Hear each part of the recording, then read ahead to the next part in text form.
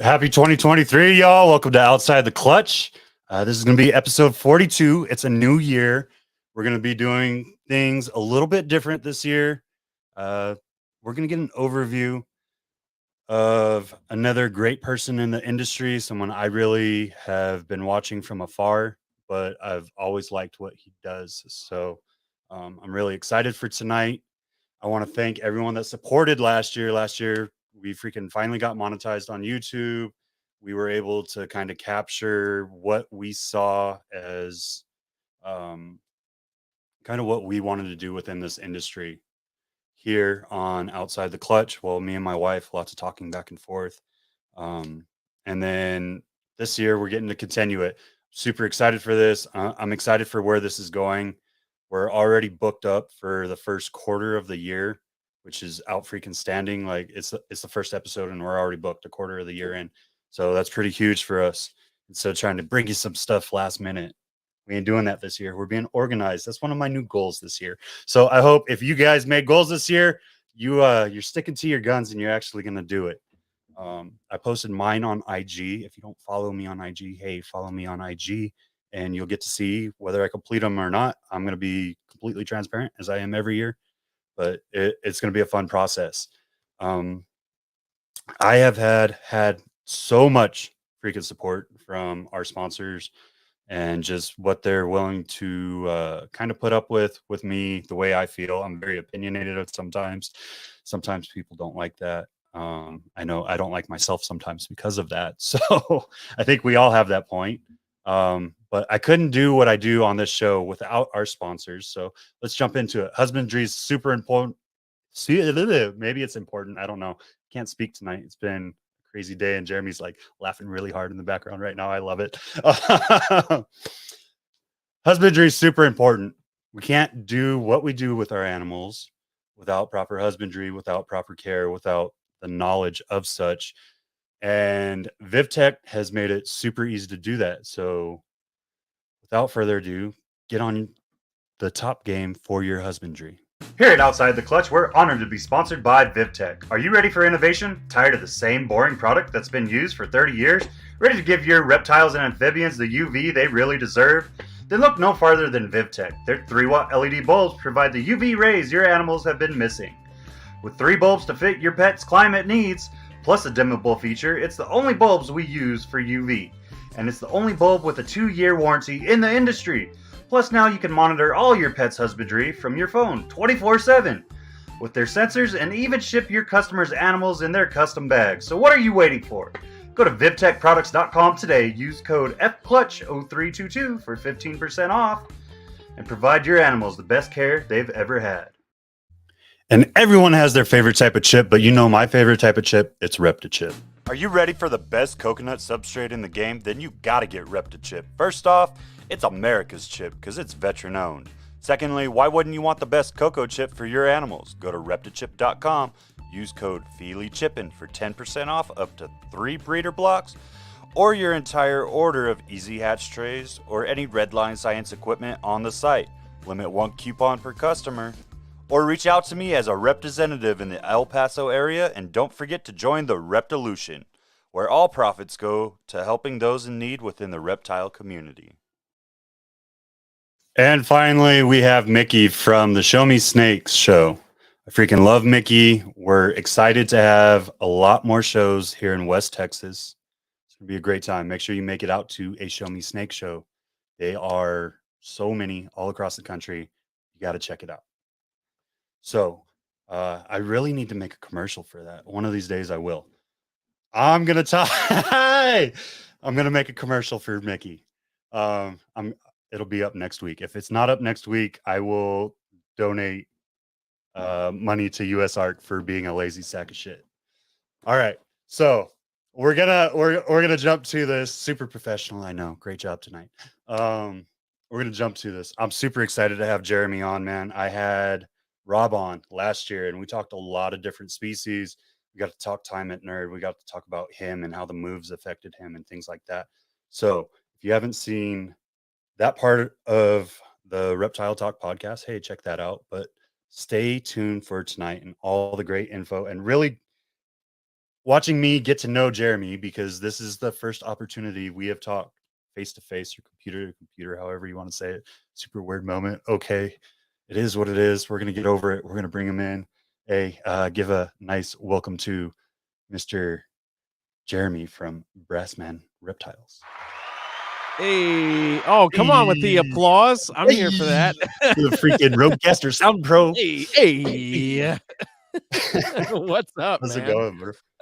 It's going great, dude. Stuttering over here. Stuttering. Man, I'm dying over the fact that you don't have a commercial yet for Mickey. Bro, you know how long he's been a sponsor? Oh, that's even, dude. I'm gonna So clip bad, this dude. and send it to him and Do be it. like, "Hey, Do man, Do it. you sponsored Reptile Talk for a period of time. I had a commercial before we did the first sponsored broadcast. But I run to every West Texas show and show support. So okay, all right, that. all right. Like all right. I actively am a part of the circuit around me. Okay, I get. All right, well, you get a pass. You get a pass. You can still send it though. It'll be a funny conversation. Worth it. Totally worth it. Oh shit. All right, so let's kind of jump into it, man. Heck yeah, dude.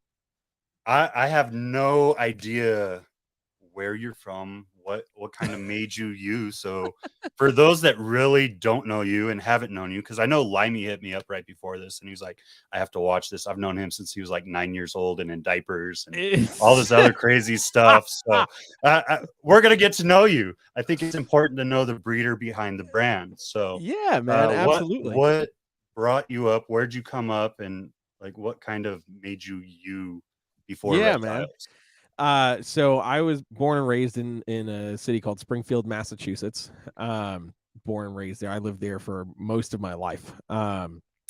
Yeah, my folks were always very supportive of what I wanted to do until it came to snakes. It took me a long time before my parents allowed me to get snakes in the house.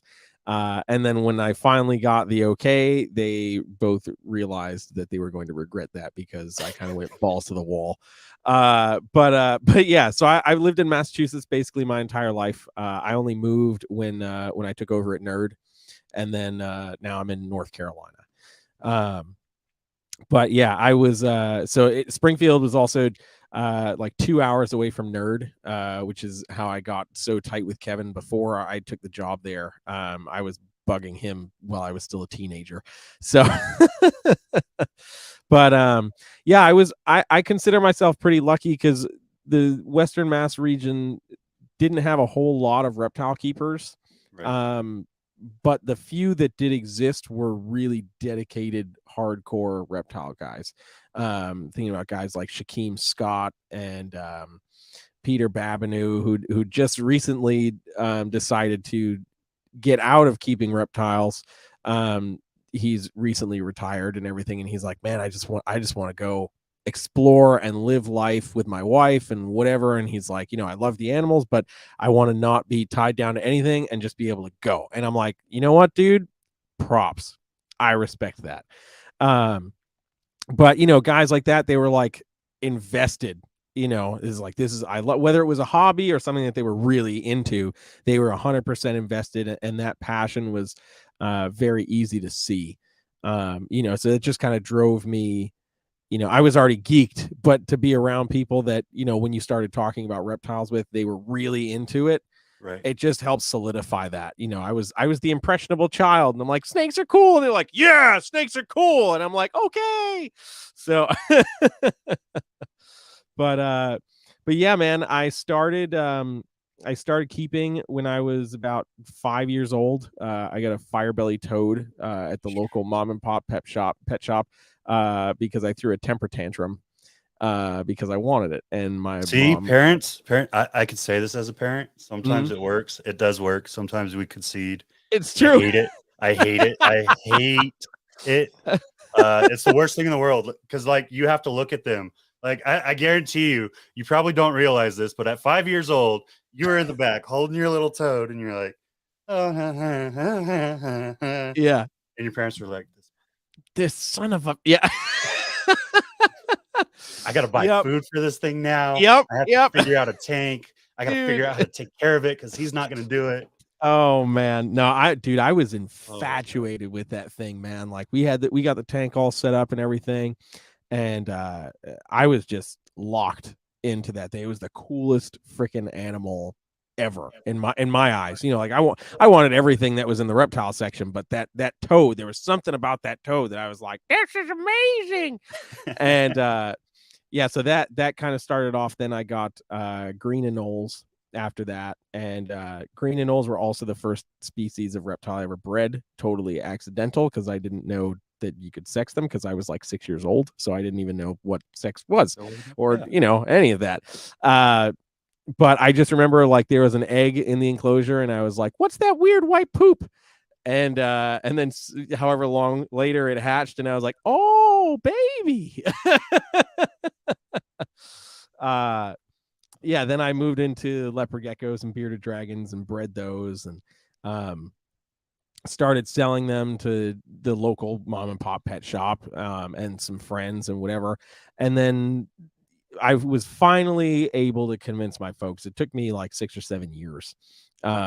Finally convinced them to let me get snakes. So I was like 10, 11 years old, and my mom finally was like, so I've been thinking about letting you get a snake for your birthday. And when I tell you, I jumped out of my seat and did like a victory lap around the coffee table, like, dude, it was game on, man. So I got it was a snow corn snake that I got from the local Petco. And sadly to say, very true of many animals out of big box pet stores, it didn't thrive. So we went back to the mom and pop shop that I got the firebelly toad from, and got a ball python. And I had that ball python. Her name was Apollo. I had her for 18 years, 17 years, 18 years. And she got egg bound, and ended up passing away, sadly. The detriment of breeding snakes sometimes. So that was tough, because she was my first snake, but it was still, I mean, like, that experience, having a snake in the house, was like, dude, the coolest thing. Like, I would come home from school and like do whatever homework I needed to do, and then I was like, snake, like, rock, yeah, right, collection. right. Such a Look at you cool not rock. move, but you're gorgeous and you're a You're snake, and I awesome. finally won. Yeah, yeah, exactly.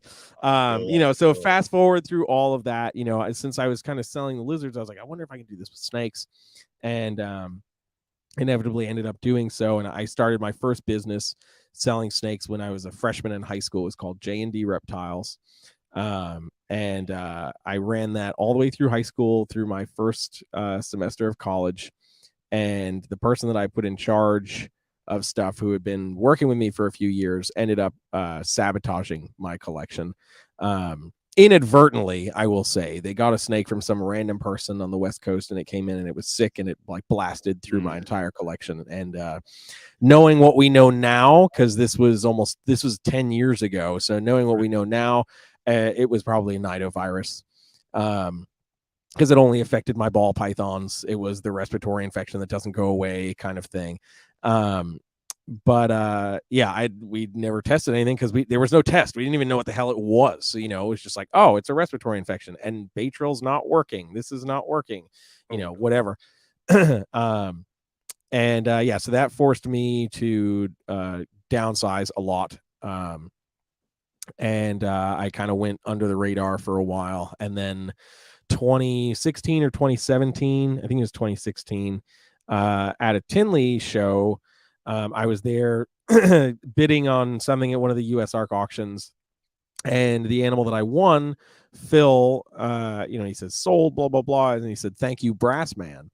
And because he knew I played trumpet, so that just kind of stuck. People were calling me Brass Man for the rest of the show.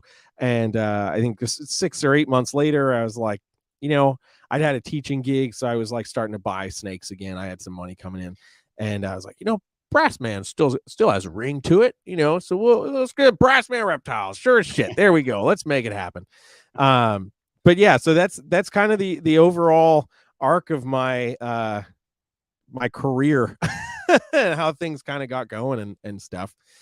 Hey, Daniel, what's up, man? I appreciate you, bro. Yeah. So let's kind of rewind it a little bit with the trumpet. Yeah. So you've essentially, well, I guess at this point, you've fully accomplished probably 2 to 3 lanes of life at this point, right? So like you're an accomplished musician. You've made it to top tier of management within the reptile industry, and you're an accomplished breeder with multiple species under your belt at this point. So like you've kind of been able to strive each way. But let's go to that first lane real quick, because Yeah. there's some things in that life that I don't think everyone, one, I know myself, I don't fully understand, Yeah. but there's some stuff that people may not understand. And that's with your college. Like you nonchalantly just threw college in there. Like it Yeah. was a very simple thing. You went to one of the most highest echelon of music colleges in the country, like one of the top, the hardest to get into, and just nonchalantly said, Just I I went to was in college. college. Yeah. This guy, man. So Oh what man. was kind of the journey like? One, what made you choose the instrument that you chose? Because I know we all like when I was in middle school, I had to play viola instead of violin, even though I wanted to play violin because my freaking arms were just too dang long, and they're like, you'll never be able to hit the chords right. So orchestra, I had to play viola, right?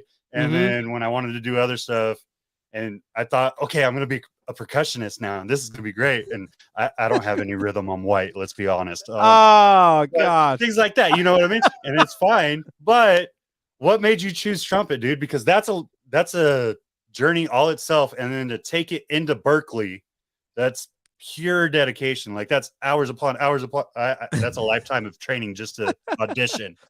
Man, well, I appreciate that, man. Yeah. So my mom played guitar. Okay, And I always tell people my dad is the greatest air drummer that ever lived. So that's what I so should have done. I need to meet. Yeah, see. we could have a whole percussion section. Yeah, so my mom wanted me to play guitar, and I could not do the two things at once. This was not happening. So that was bad. And my dad was like, well, you can play the drums. And I'm like, if I can't get two hands to do this, how the hell am I gonna get all four limbs to do something different? This is not good. So in elementary school, I sang in the choir and whatever, and decided I would do that in middle school. And when I was in sixth grade, I did the Western District choir, which is like, so they break the state up into 4 districts, and then the best of the best that go through the audition get in, or whatever, blah blah blah. Then you do all state ensembles, whatever.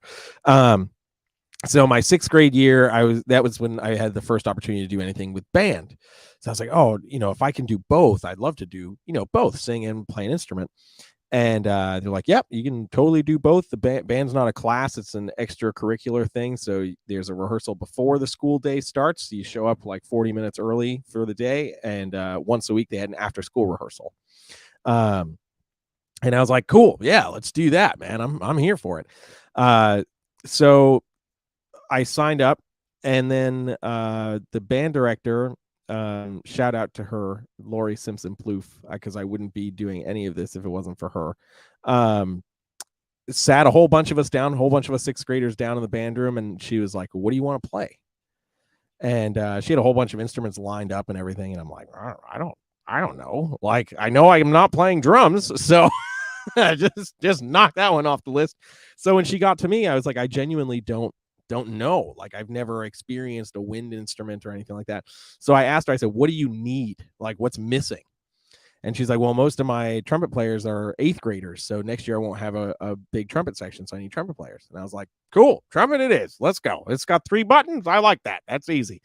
And so I picked up the trumpet, and I learned really quick it was not easy, but the 3 buttons are deceptive, man. But so I got it. I actually picked up the horn pretty easily. I got through the first book and half of the concert band rep in the first like 6 months or so of playing the horn. So it just kind of came really naturally to me, which, you know, my folks were shocked by, the band teacher was shocked by. Like, I remember coming in and saying like, oh, I learned this tune already, and I'd had it for like 2 days, and she's like, there's no way, go sit up in the trumpet section. And I will never forget the section leader, this guy Michael McGarvey, looks at me and is like, you know that tune already? And I was like, yep. And he was like, no way. So we go and play it, and I'm playing it. And he looks at me, he leans over, he's like, you're a fucking natural. But yeah, it was awesome. You know, I was like, yeah, I found where I belong.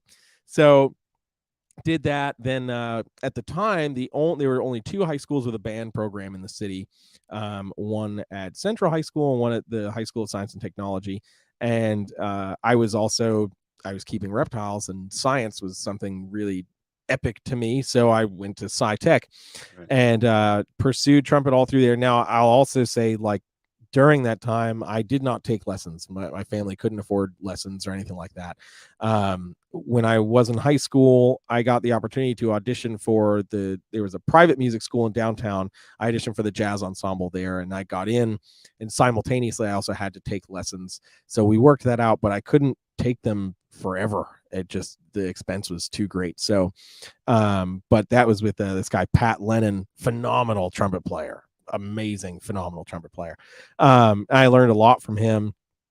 And then through high school, I auditioned for the same district bands instead of the choirs. And my first year auditioning, my band director pulls me out of a class in the middle of the day, and he's like, I have good news, but I'm also confused. And I'm like, okay, let's expand, please. And he's like, well, you got into districts, but I can't find your ID number. And I'm like, well, then how did I get in? If you can't find me on the roster, then I don't think I got in. And he's like, no, we got this notice that said you got in, and to find your ID number, and here's the number, and I can't find it. I scored 5 points away from a perfect score on the audition, and they threw me into the orchestra as principal trumpet. And I didn't even audition for the orchestra. I auditioned for the concert band. The person who scored second highest was 15 points below me. So they threw me into the orchestra, whatever. And it was at that moment that I was like, all right, maybe I don't suck. Like, maybe there's something to this instrument that I can do. So I was at that point struggling with what I wanted to do after high school. Do I want to pursue music? Do I want to pursue reptiles or science, whatever? So what it ultimately came down to was I met with Dr. Alan Richmond, who was the herpetology professor at UMass Amherst. And also, fun fact, Jeff Corwin's herpetology professor. And can we get on that? I don't think that man's given the love he deserves. Like, Jeff Corwin, I remember specifically Saturdays taking Jeff Corwin 2 hours away. Man. So I watched Crocodile Hunter, and right after on Animal Planet came Jeff Corwin. Yep. A lot of people don't freaking give that man his due, and he's still to this day doing work in herpetology, and I wish there was a way to reach out to him. Yeah, I'll figure it out one day, but I want to reach out to that because I grew up. That's one of the heroes. Yeah, absolutely. So Al asked me, you know, if I was keeping snakes, what I was keeping, and yada yada yada. And at the time, I probably had like 50 or 60 animals at the house. So, oh yeah, I've got this, I've got this, I've got this. I breed this, I do this, I do this. And he's looking at me like, how old are you? And I'm like, you know, whatever, blah blah blah. And then he's like, oh, we've got a reticulated python. So in Massachusetts, you can't own retics without permits. And they never give permits, so it's not a thing. So he had some retic. I think it was just a normal or a tiger or something like that. And I was like, oh man, you know, this takes me back to, you know, going to see Kevin's collection and blah. And he's like, oh, you know, Kevin, there's nothing here that's going to impress you then. And I was like, oh man. So he looked me dead in the eye at the end of that and was like, I'm going to be 100% real with you. There is nothing in this class that you will be able to learn. And I was like, I'm sorry. And he's like, the only thing I'll be able to provide for you is the chance to do field work. And if you're interested in that, awesome. Hey, what's up, man? Yeah, he's like, if you're interested in field work, come on by. If field work really doesn't interest you like that, and you're not interested in, you know, having to chase grant money and government funding and whatever, then this is probably not where you need to be. It's just practice for the real world.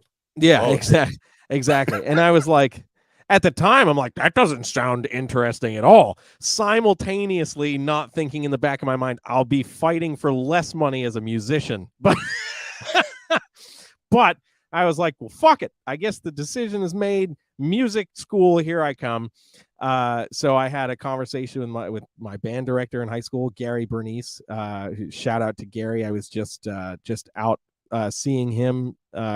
My old high school, I'll get on that tangent in a second, but my old high school was just asked to play for the Massachusetts governor's inauguration. And Gary called me and asked if I would be the featured soloist for the event. So they flew me out for that event, which is great. Play at TD Garden, and it's just awesome as an alum to see that program still flourishing and getting that kind of recognition. Makes me very, very happy. But anyway, so I say to Gary, I'm like, hey, so I think I'm going to go to school for music. And he was like, we got a lot of work to do. So he's like, because I wasn't studying with anybody. So right. he's like, all right, man, you know, twice a week, stay after school. We're going to run through things. He was a trumpet player himself. So he also introduced me to Eric Berlin, who was a trumpet professor at UMass. Doing the district orchestra, I met Lanfranco Marcelletti, who was the orchestra director at the university. So I put all of my eggs in one basket when I was ready to go to college, and I applied to UMass Amherst, which was 45 minutes away from Springfield. And I knew most of the professors that I needed to know in the music department and fine arts department. So I was like, this should be a shoe-in. My grades are good, whatever, blah, blah, blah.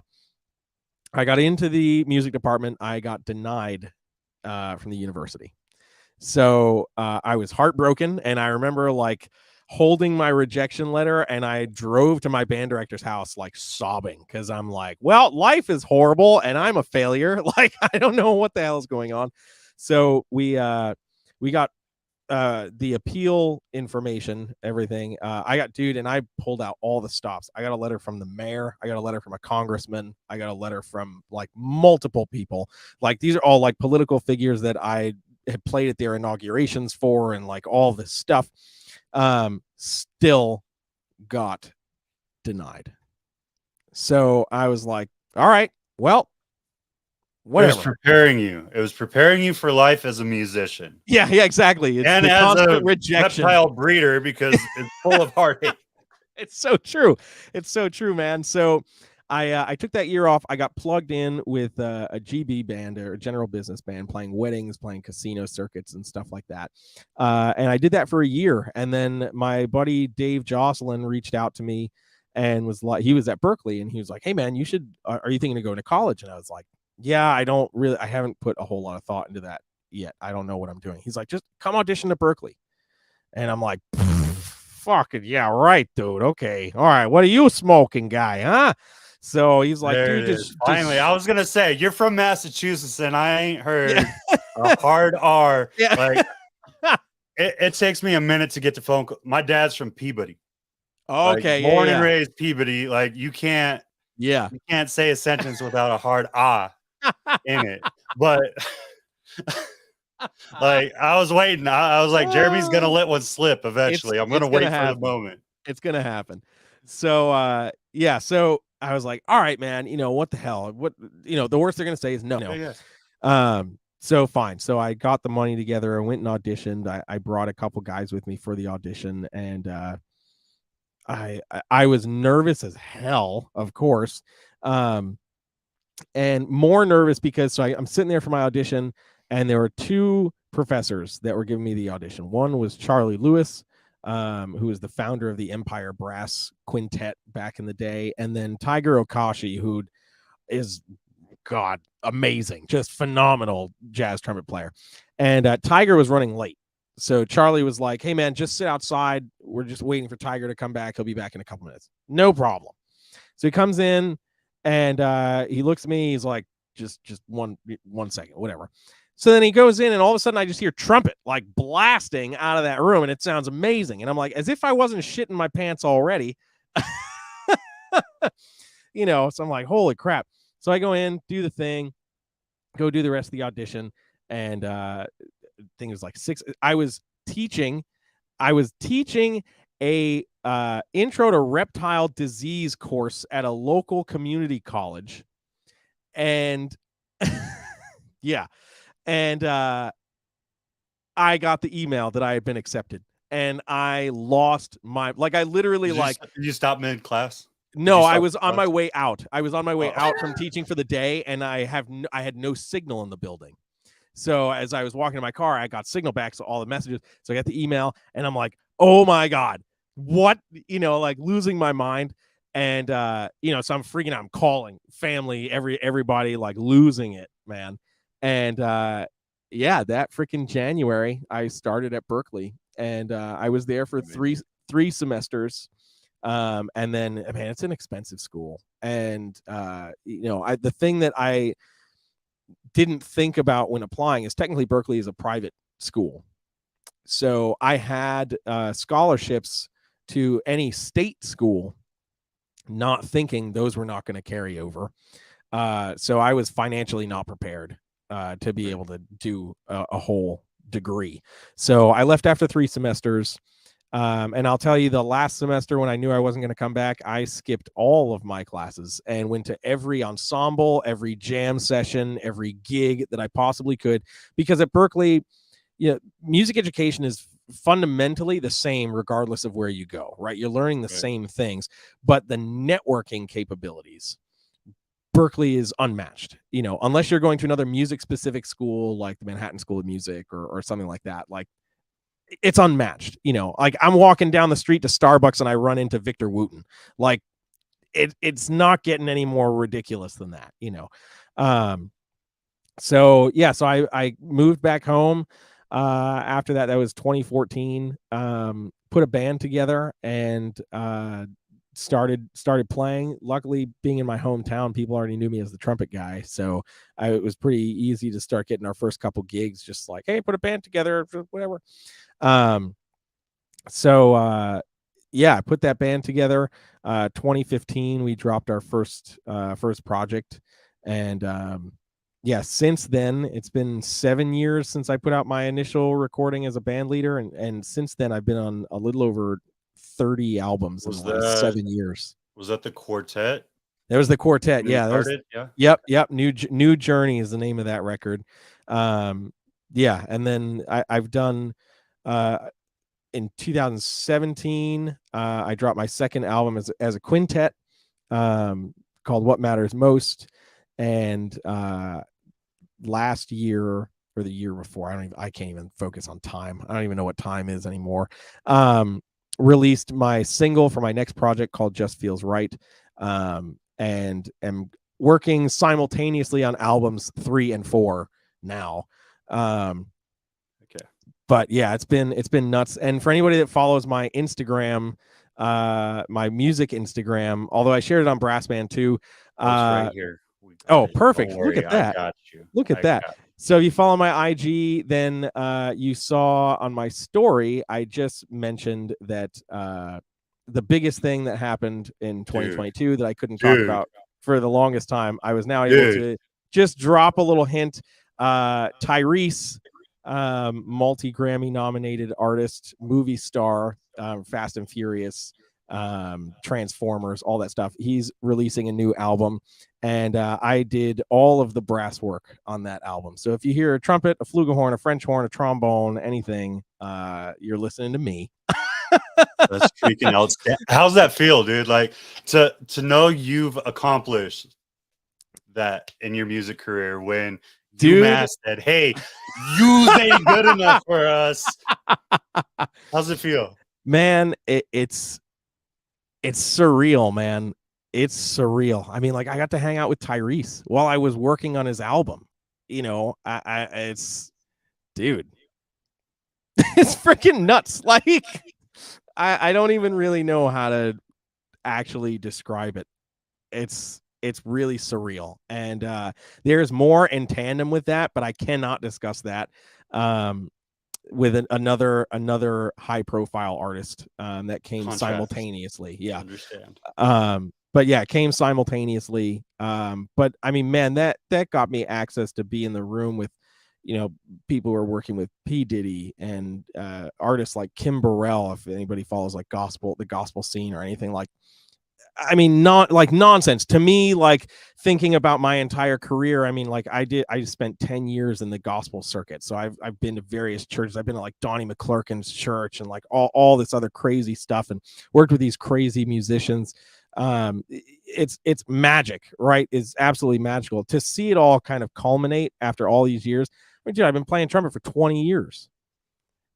And it's like, so I've really utilized it more recently, because now I'm working on helping younger artists come through, and recently, talking to younger artists who are feeling frustrated, who are like turning 20 years old, and they're like, man, I feel like I'm already late. And I'm like, bruh, like I've been playing as long as you've been alive, and it's only been the last 3 years that I've gotten, any notable breaks, like don't give up. Like the age is, unless you're trying to be a pop star sex symbol, age is nothing. Age means absolutely nothing. So I'm just grateful, man. I really am. I mean, those experiences are amazing. Kicking off 2023 playing TD Garden, amazing.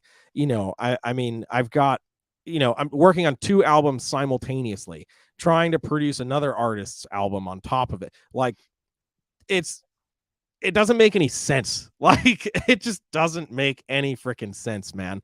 I'm just incredibly blessed, man. That's at the end of the day, in both aspects, music and reptiles, man. Like it's been, I guess, like I've just been in the right place at the right time to be around the right people. I agree. That's part of it, but I think it also goes to speak to your character and how you conduct yourself, because those opportunities wouldn't be given if they saw something other than what they did. That's a fair point. That's a fair point, and I appreciate that, man, for real. So let's kind of I know people are here. We've been sorry, I ramble. No, I'm you're sorry. good. I love it. I love it. We've been going 40 minutes on music. I want to make sure we could fit a decent amount, because I know some people want some knowledge. I know there's a lot of stuff in that brain, and I just want to make sure we get some of it up. Let's go. Absolutely. A little bit of plucking. Let's go. What do they call it in AS? Some plucking. Some plucking. There you go. Some chicken picking. Yeah. To wrap up the music, like you've done so much, and I'm excited. I've been listening to your solos, like the solo album that you put out. Jazz is just like, it's one of the things we put our kids to sleep with, and then like, well, this is going to sound super nerdy. I'm going to get so much shit for this. We listen to jazz while we're playing Pokemon after we put our kids to bed. We're over here dueling Pokemon cards. I'm not mad about that at all. Pokemon cards. Pokemon. Listening to jazz music, drinking some wine, having a good time. But if there was 2 venues now that you've played in for lots of different people in a quartet doing solos, like you've experienced all of it. If there's 2 venues, whether it just be like an actual venue or just like in a group or doing something solo, what are 2 spots that you would really like to see your music career go to, or like places you would like to play? Oh man, that's really hard, dude. I would love to get the chance to play at Madison Square Garden. That's huge. Like, yeah, I mean, that's dude. It's pinnacle. Pinnacle. Yeah, if I can do that in my lifetime, I can die happy, even if it's the shittiest gig, dude. I don't even care. Pay me $2. Yeah. Give me a coffee for all I care. Let me pay you. I just want to. I want to. They need to hear it. Yeah, exactly. Great, man. Man, what would be another venue, man? I haven't even really given it that much thought. I think, and it wouldn't even be like a live music venue. I want to go record something at Abbey Road Studios. That's where the Beatles did all what specific, like what makes that studio for you so special? It's just such an iconic studio. man, like, I mean, I can't even put it into words. Like, I've never been there. I've only experienced it through social media and videos and talking with other artists who have had the chance to be there. And it just seems like such a special place. Like, I don't know. I've found a lot more in my current iteration of creativity. I really like being in the studio a little bit more than I like performing live. Not that I don't like performing live. I love being able to do that. But There goes all the gigs right now. yeah, right. Yeah. Everyone's gonna listen to this. This is gonna blow up and no gigs will ever. No gigs. I get no gigs. Yeah. No, man, but there's something about like being in that element where it's like you can certainly be creative in the moment on stage, but I don't know, man, like putting something together from the introduction of the idea to formulating its ending, there's something that's way more special about that to me. So I've been really enjoying that a lot more, and I want to give a shout out just because they're here. Richard Paris Scott is an artist, up and coming artist in my hometown of Springfield. They've got music out. They've got a great project that's upcoming, and is somebody that you guys should go check out. Incredibly talented musician, and I'm very thankful that I am getting the chance to work with them, because there's some cool stuff that's going to come from them in the very near future. Love it, dude. I think that's the thing that we oftentimes forget sometimes, is like you've not only moved away from home, far away from home at this point. Yeah. Which a lot of people don't do. I'll say that right now. I've learned that the hard way from a lot of people. My whole family, where we grew up, we were like, oh, we're tired of this. Yeah. The wind. But a lot of people stay not necessarily in their hometown, but relatively close to their hometown. Which, I mean, hey, to each their own. You're giving back, and you're bringing up those that are there with you, which is freaking outstanding. I think a lot of people need to do more of that. That's one of the things I tried to do. I don't think I accomplished it very well this past year. I did do some interviews with like the local breeders to get more spotlight out of El Paso, but I think there's some projects here locally we're going to do to bring more attention to them, because there's a lot of really cool stuff happening here, man, that people just don't touch, unfortunately. And that's, we have all walks of life, and we have a lot of old school like venomous keepers, man, that a lot of retired venomous keepers that people don't know about, but they still have like amazing freaking collections, and they won't let anyone in. And I can tell you that because I've been trying and bugging them constantly for 2 years. Like, hey, I won't bring a camera. I won't do anything. Just let me bask in that collection for just a little bit, just a smidgen. But yeah, man, let's jump into, so you started with a fire belly. You got your ball python. And then, or I'm sorry, fire belly and Knoll, and then ball python, and everything went haywire. So let's talk about the journey that led you from high schooler, college, oh, I like reptiles, I'm going to start my own business, to jumping into breeding and management at Nerd. So I guess similarly to Trumpet, like reptiles, I spent so much time as a young kid, like doing as much research as I possibly could. My mom would have to like force me off the computer, because I would just be researching as much as possible as soon as we got a computer in the house. And because believe it or not, we didn't have those when I was a baby. Yep, exactly. But how many times I got yelled at because I accidentally picked up the phone or something. Right. Oh man. But yeah, so I kind of just started with having a knack with reptiles. Not to sound cocky, but when I was first trying different species for the first time, like I didn't have very many failures. And I certainly started with easy to breed species, ball pythons, corn snakes, various domestic colubrids, so those are not really challenging to breed, but there are nuances, that you have to be able to pay attention to. Like breeding Lamprey is a challenge if you've only bred corn snakes, because you're not expecting cannibalism. So paying attention to that, learning how to break snakes up that are trying to eat each other, it's a very specific skill. But yeah, so I decided to start my original business just because I was trying to do things the right way. Right. I was like, I've got these animals, I'm selling them, I'm making money. It's, I don't know what it looks like quite on paper yet, but, I know that I'm generating some income. So let's do what we need to do to make this right. So my mom helped me get all of that formed and everything. And we had to get, state inspections in the Department of Agriculture, and I had to adhere to the various guidelines and whatever. And I was all for it, man. Whatever hoops I needed to jump through, I was like, this is what I want to do, man. Like, this is it, and it just kind of progressed from there. I mean, I met Kevin through my buddy Sean Breyer.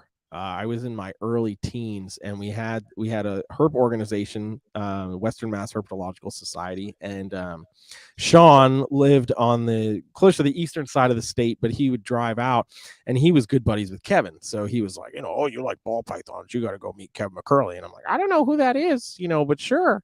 So I go out there and like, holy crap, was amazed. I should preface, before even going out there, the first like real reptile shop that I went down to was my buddy Adam Harris and Wonderland Pets down in Connecticut. Because originally then he was in Bloomfield. And it was the first like reptile specific shop that I'd been to. And I geeked out, like, oh my God, he had like not big Nile monitor and like all these different colubrids and like all this stuff. And I was just like, bleh. And my mom was like, I've lost him. He's gone. And I still chat with Adam from time to time. And still call him on things I might have questions of, especially with colubrids. Like, he's a master with colubrids.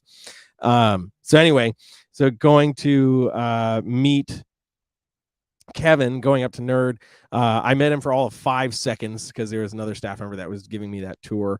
And he didn't really know who I was, whatever. He was just like, oh God, some kid is here to, steal my staff's time when they should be cleaning cages. Right. So finally, the next time I had gone up, I think I had asked him, because I was breeding ball pythons. So I'm like, I'm trying to understand hidden gene woma. The hidden gene woma gene has always been something that's captivated my attention. So I was asking him the difference between hidden gene woma granite versus hidden gene woma without it. And he was like, you don't know the difference? And I'm like, no, that's why I'm asking you, dumbass. So whatever. So he like grabs me, brings me into the ball python breeding room, and he's showing me different examples and stuff. And I think it was at that moment that he realized I wasn't just some random ass kid that was coming to waste his time. I actually had like intelligent questions that were relevant. And after that, he and I just hit it off, and I would go up there once or twice a month and just hang out. And there was a period of time, I think it was like 2009, 2010 ish, where like most of the photos that went on Nerd's Facebook of ball pythons, those were me. Like, Kevin gave me the login to the Nerd Facebook and was like, go take photos of whatever you think is cool and post them, since you're here wasting my air. Like, and sure as shit, I did. So, yeah. And I mean, in that time, I was lucky enough to meet Brian Barczyk, and I got to go to Barczyk's place and all this stuff and whatever. But so those guys, they said all that to say, like, those guys have always had really diverse collections. And seeing that coming up, I like too much stuff to only have 1 or 2 species. So these guys like polluted my mind into, yeah, get whatever you want, man. Like, go experience it, bro. And that led to many. You got suckered. You got suckered instantly, dude. Love so it. Many impulse purchases, man. I like it, I buy it, But there's an old picture of me at a White Plains reptile show, and I've got like 15 or 20 snake bags in my hands of all the animals I just bought. I was like, I don't know where I'm going to set these up. But yeah, it was it was a time, I will say that. But also having the ability to reach out to those guys and ask questions, I mean, those were pioneers for my generation, so it was really, really special. So then going to Nerd and getting the management job there, I just literally went up to visit Kevin. I just went up to hang, and then we were talking, and I was teaching music full time, and he was like, "You looking for work?" And I was like, I really do enjoy music and I like teaching, but I wouldn't mind a change. I kind of felt like I was plateauing a little bit on the teaching front, which is, I originally didn't want to be a teacher. I wanted to be a performer. So I just felt like very cyclical in teaching. And I was like, I wouldn't mind a change. And he was like, well, I need an extra set of hands up here. Maybe we can figure something out. And I was like, all right, let me figure out what I would need, and we'll figure it out. And he was able to meet that. So I was like, I just need to finish up the school year, man. Like, I'm not going to leave the kids high and dry. So I need to finish the school year, and then I'll move right out. And it was like second week of June that year, I moved right out there. And originally I didn't realize he was looking for a manager. I thought he was just looking for another schlep to clean poop. And one of his other staff members at the time, who I was really good friends with, reached out to me and was like, oh, I heard from Kev that you might be taking the manager position. And I was like, manager position? I didn't know that. I would have asked for more money. But, but I'm like, I thought he would just need another staff member. And she was like, no, he needs a manager up there. And I was like, well, if you can't trust the kid that you helped bring up, who can you trust? So I was like, 100%. Cool, man. And that started, I was there for a little over 2 years. And the only reason I left, which amazes me that people still don't know, because I've tried to make it very clear, the only reason why I left was for musical opportunities. Throughout the pandemic, I was considered an essential worker working with animals. So I was still working at Nerd, and lost a lot of my gigs and teaching gigs and stuff that I had up north. But I was flying down to Charlotte to do studio sessions and live shows because all that was still happening out here. And that afforded me quite a few wonderful opportunities. And I'm like, I'm at the time, I'm like, I'm going to be 30 soon, and I should, hurts, man. So I just turned 30 last year, man. Sorry. That hurts. Why do you keep saying it like that? So I'm not getting any younger. If I'm going to do it, if I'm going to take this leap of faith, I just need to do it, And so I was talking to my friend Lenny from Demonic Reptiles, who I've known for over 10 years. And I was like, man, I think I'm going to be moving, I think I want to come down there. And he moved from New York to North Carolina. And he's like, well, hey man, let me talk to Andrea, but when you've come down, you've stayed here, might as well just move down here, like just stay with us. And I was like, holy crap, okay, yeah, that'd be amazing, thank you. I don't know what to say. So I got my things together, got it all figured out, and hightailed it down here to North Carolina, and it's been amazing. Of course, then it's like the next year is like economic downfall, and I'm here like, sales are horrible. The whole US went to crap. Yeah, please buy my albums, because you don't want my ball pythons, man. But I gotta throw this in here, and yeah, dude, I felt it. Like, last year was my first year vending, and there's literally shows where the first day I did not sell a single animal.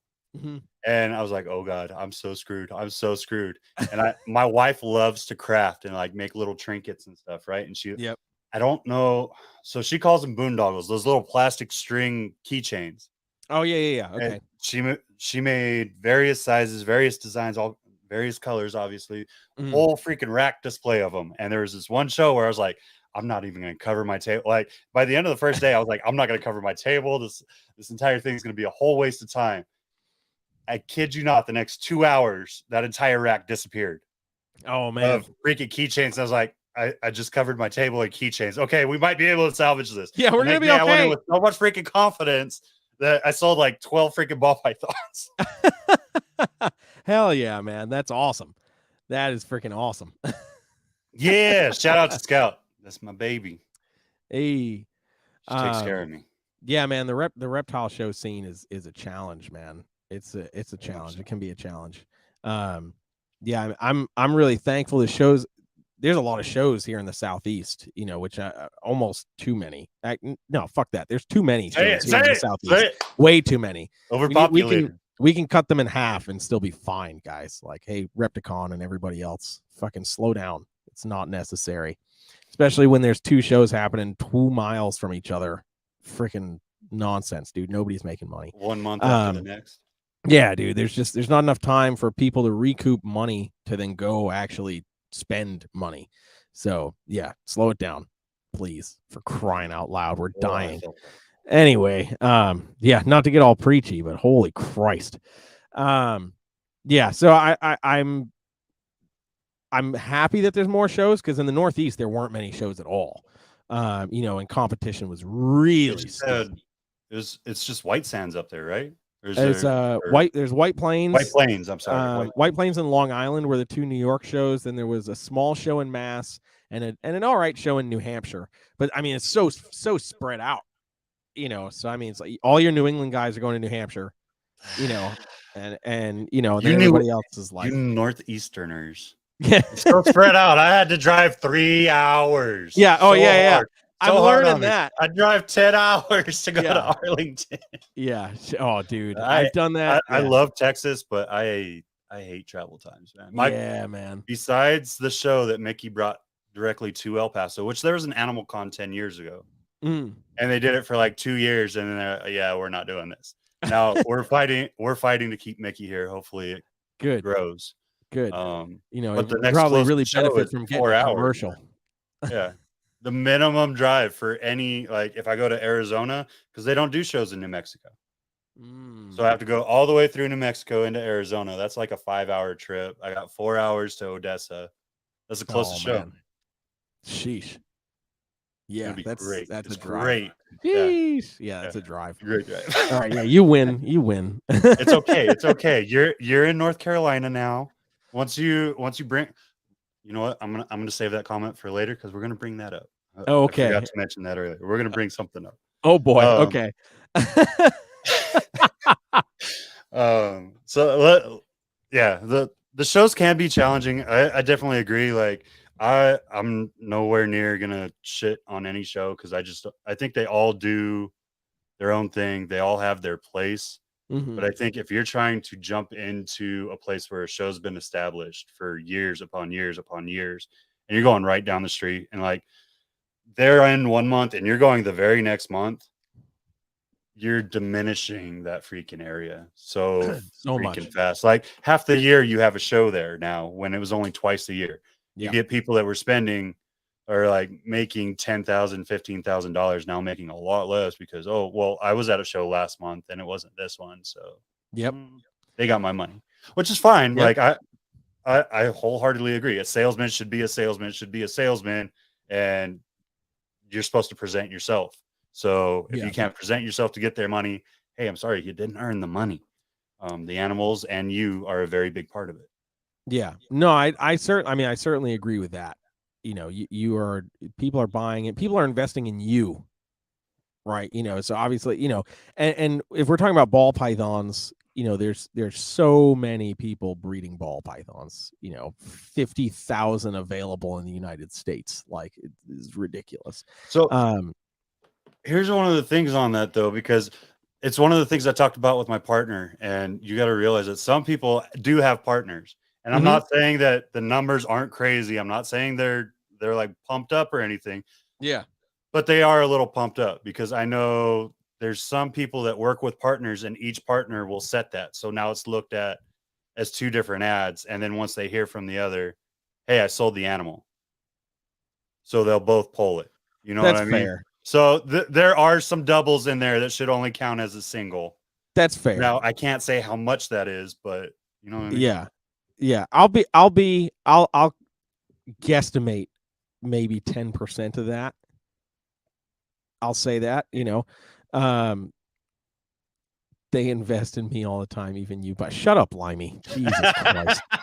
I love you, dude. I'm going to come and see you this month. I got to message you, man. But yeah, I mean, so if we're talking about ball pythons, you know, I mean, a lot of people have the same stuff. A lot of people are working with the same stuff. So people are investing in who they have a relationship with. You know, it's like, it's cool to buy a snake from Bob. You know, it's cool to buy a snake from Justin. It's cool to buy a snake from Antoine. You know, like all these personalities that we've really come to know and love in the industry, for sure. You know, but you know, if you're not creating those relationships along the way, you know, it should be able to be like, you know, I mean, fucking Limey crushes every show, for crying out loud, and he hates Even though he won't everybody. show anyone his freaking face. Like, No, trust me, it's not anything. so It's not I'm anything gonna you say want to this. No, see. I'm gonna say this. I don't know how many podcasts are trying to get this man on, but I snuck into his DMs. I'm gonna say it. I was one of those guys. I was like, dude, I will do a voiceover for it. Like, I will literally let you wear a paper bag the whole time, so no one knows what your face looks like, just so I could fuck with some people in the industry and be like, Limey, I got you first. Come on. No, he's not into it. I'm still man. working it. Yeah, I know. He's not into it. He's yeah, humble, so and I love that about him. Limey's literally known me since I was a child. Like, that's when he was living in New York, he saw me and my mom doing all the shows in that circuit and everything, and to go live at the bar, but I did because I was probably wasted, man. You had the chance to be the one and only, Jeremy. Hey, man, I got Limey to do a freaking live chat, like a private live chat on video, and he was all jazzed about that. So I'd still say I'm first. It just wasn't public. But trust me, I mean, there's nothing on that face that the public needs to see. I mean, Jesus Christ. At least he freaking cleaned his hair up a bit. No, man, but it's funny. So I told Limey, you know, when he left the New York area, I didn't know where he went, you know. And then, you know, he wasn't super active on social media and all, you know, all this stuff. So whatever. So I'm down here, and then people start talking about Limey, and I'm like, there's no fucking way. There's no fucking way. This is that same twat. And sure as shit it was. And I told him recently, I was like, man, you know, I when I told my mom that I was going to see you at a show, her response was, that old fuck is still around? Holy shit. So the love is always mutual with Limey, man. I love that guy, man. It's one of the most genuine people. Last Arlington, and no one knew who he was. Like, he walked by my table, and I didn't recognize him. And Earl is my mentor, Earl from Lone Star Reptiles. Lone Star, yeah. And he was like, "Did you see Limey?" I was like, "Huh?" Like, yeah, Limey was here. And I didn't know who it was until I looked down and I saw his wrist tattoo, and I was like, "Oh shit, it's Limey!" Yeah, yeah, man, dude, I love that, man. Like, yeah, I got a lot of love for Limey, as so many people in the industry do, and rightfully so.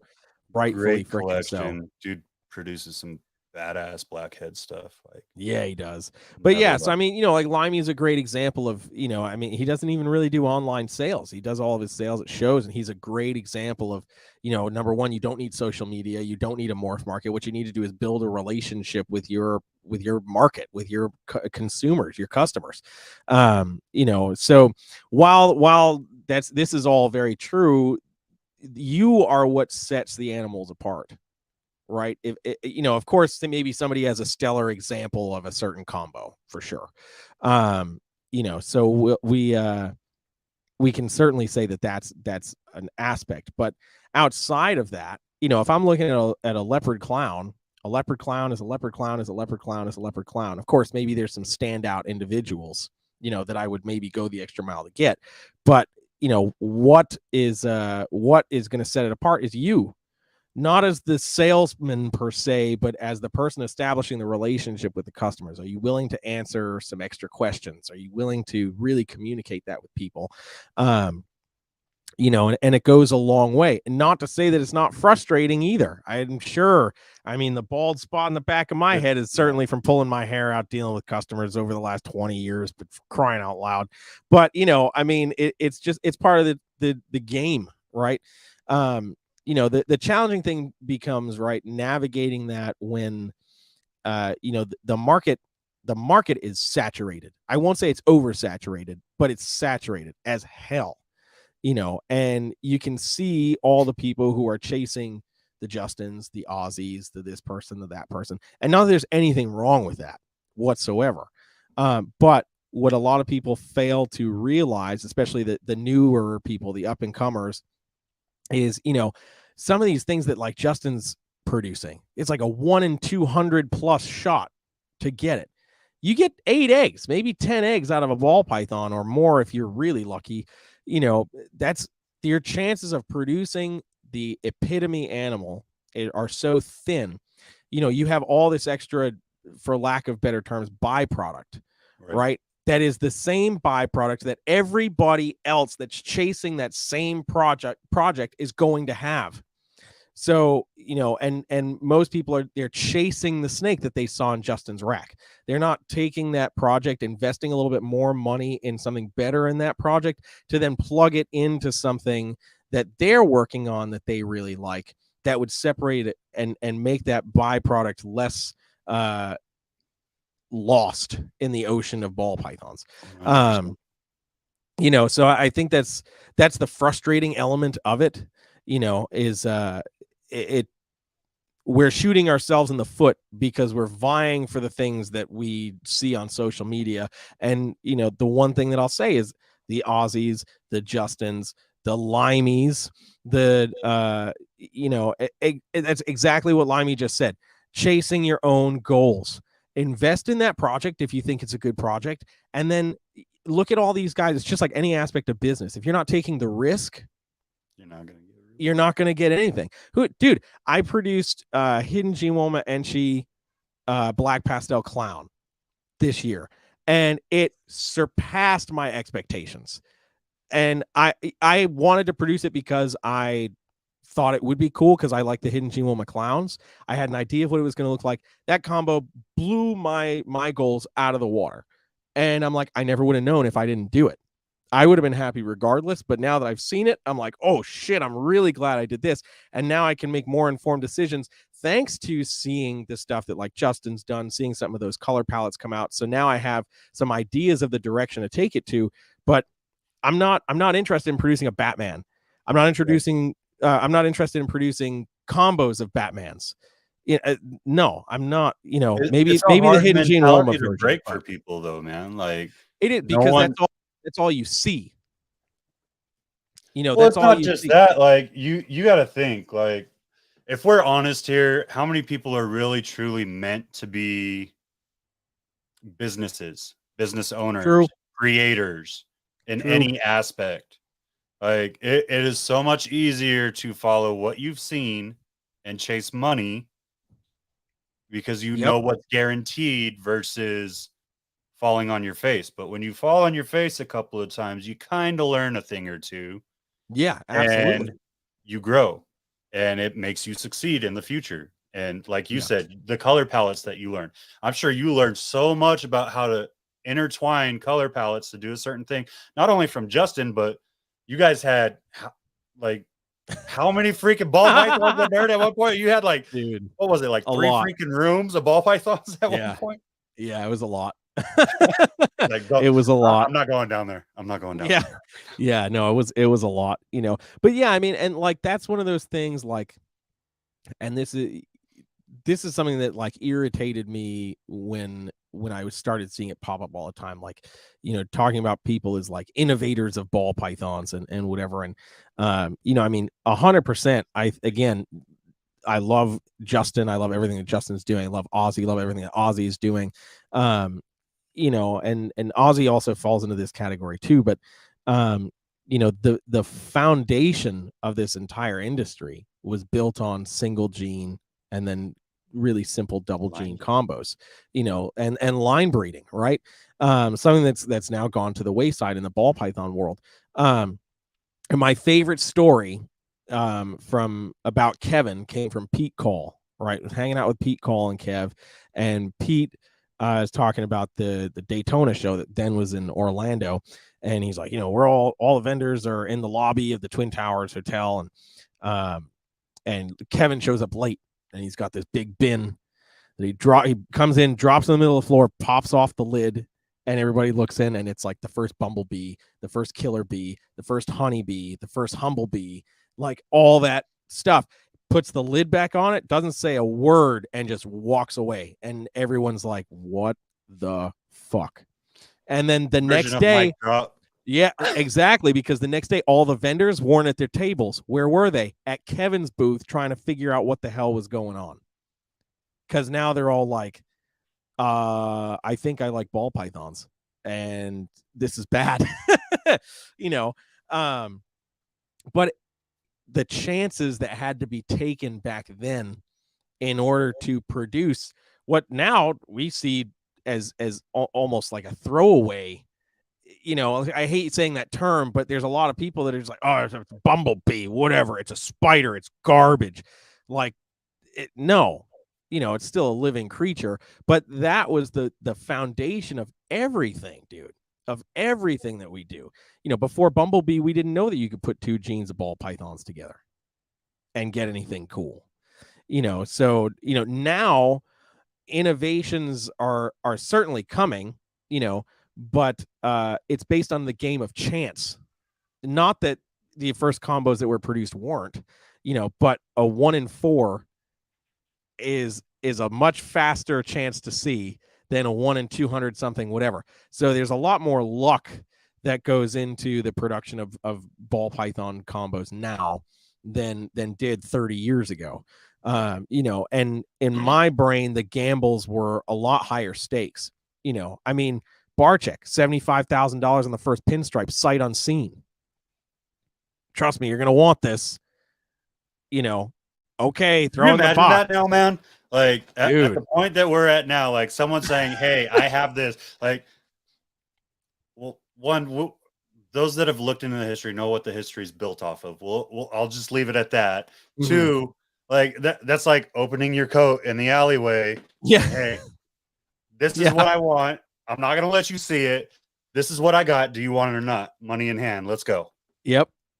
It's crazy. Like to drop that kind of money on something you have no idea what type it is. Like even that, like we were just simply looking at incomplete dominant and dominant variations and freaking, well, whatever you want to call them at this point.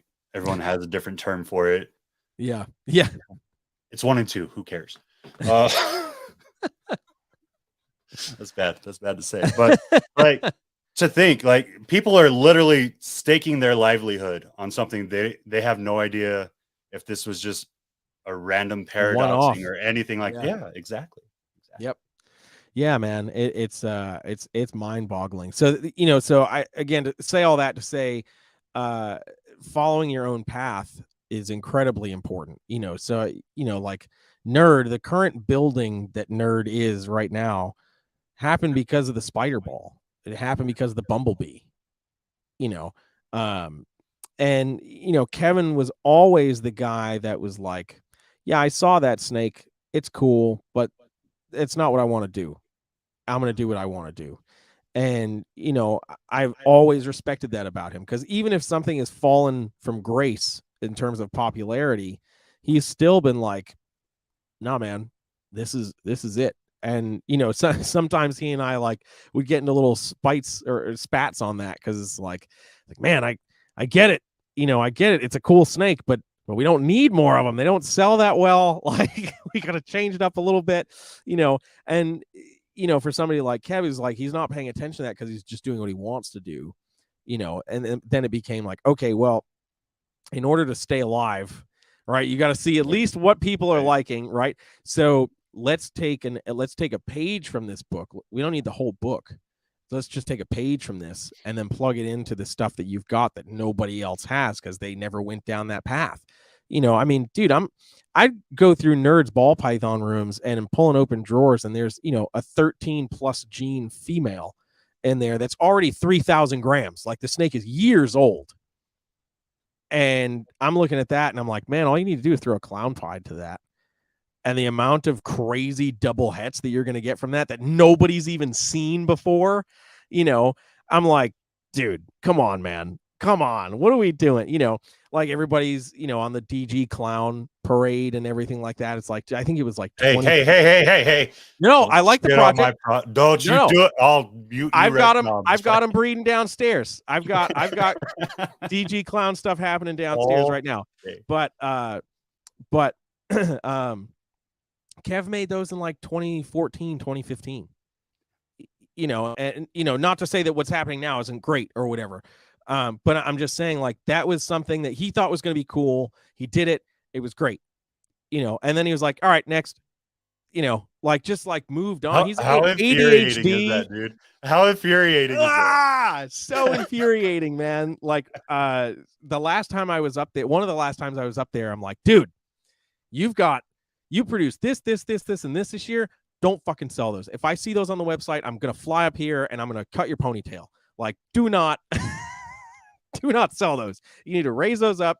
You know, it's man, it's crazy. You know, I mean, he was late to the party with certain genes, and then, you know, it literally takes him a year, 2 years tops to be able to jump right back in and be like right back on top. It's like, dude, Kev is like, a lot of people have written Kev off in the ball python market, you know, and I would really argue to say that he's a sleeper cell, because all it takes is 1 or 2 really killer years, you know, and man, he's gonna make some stuff that nobody even thought was possible.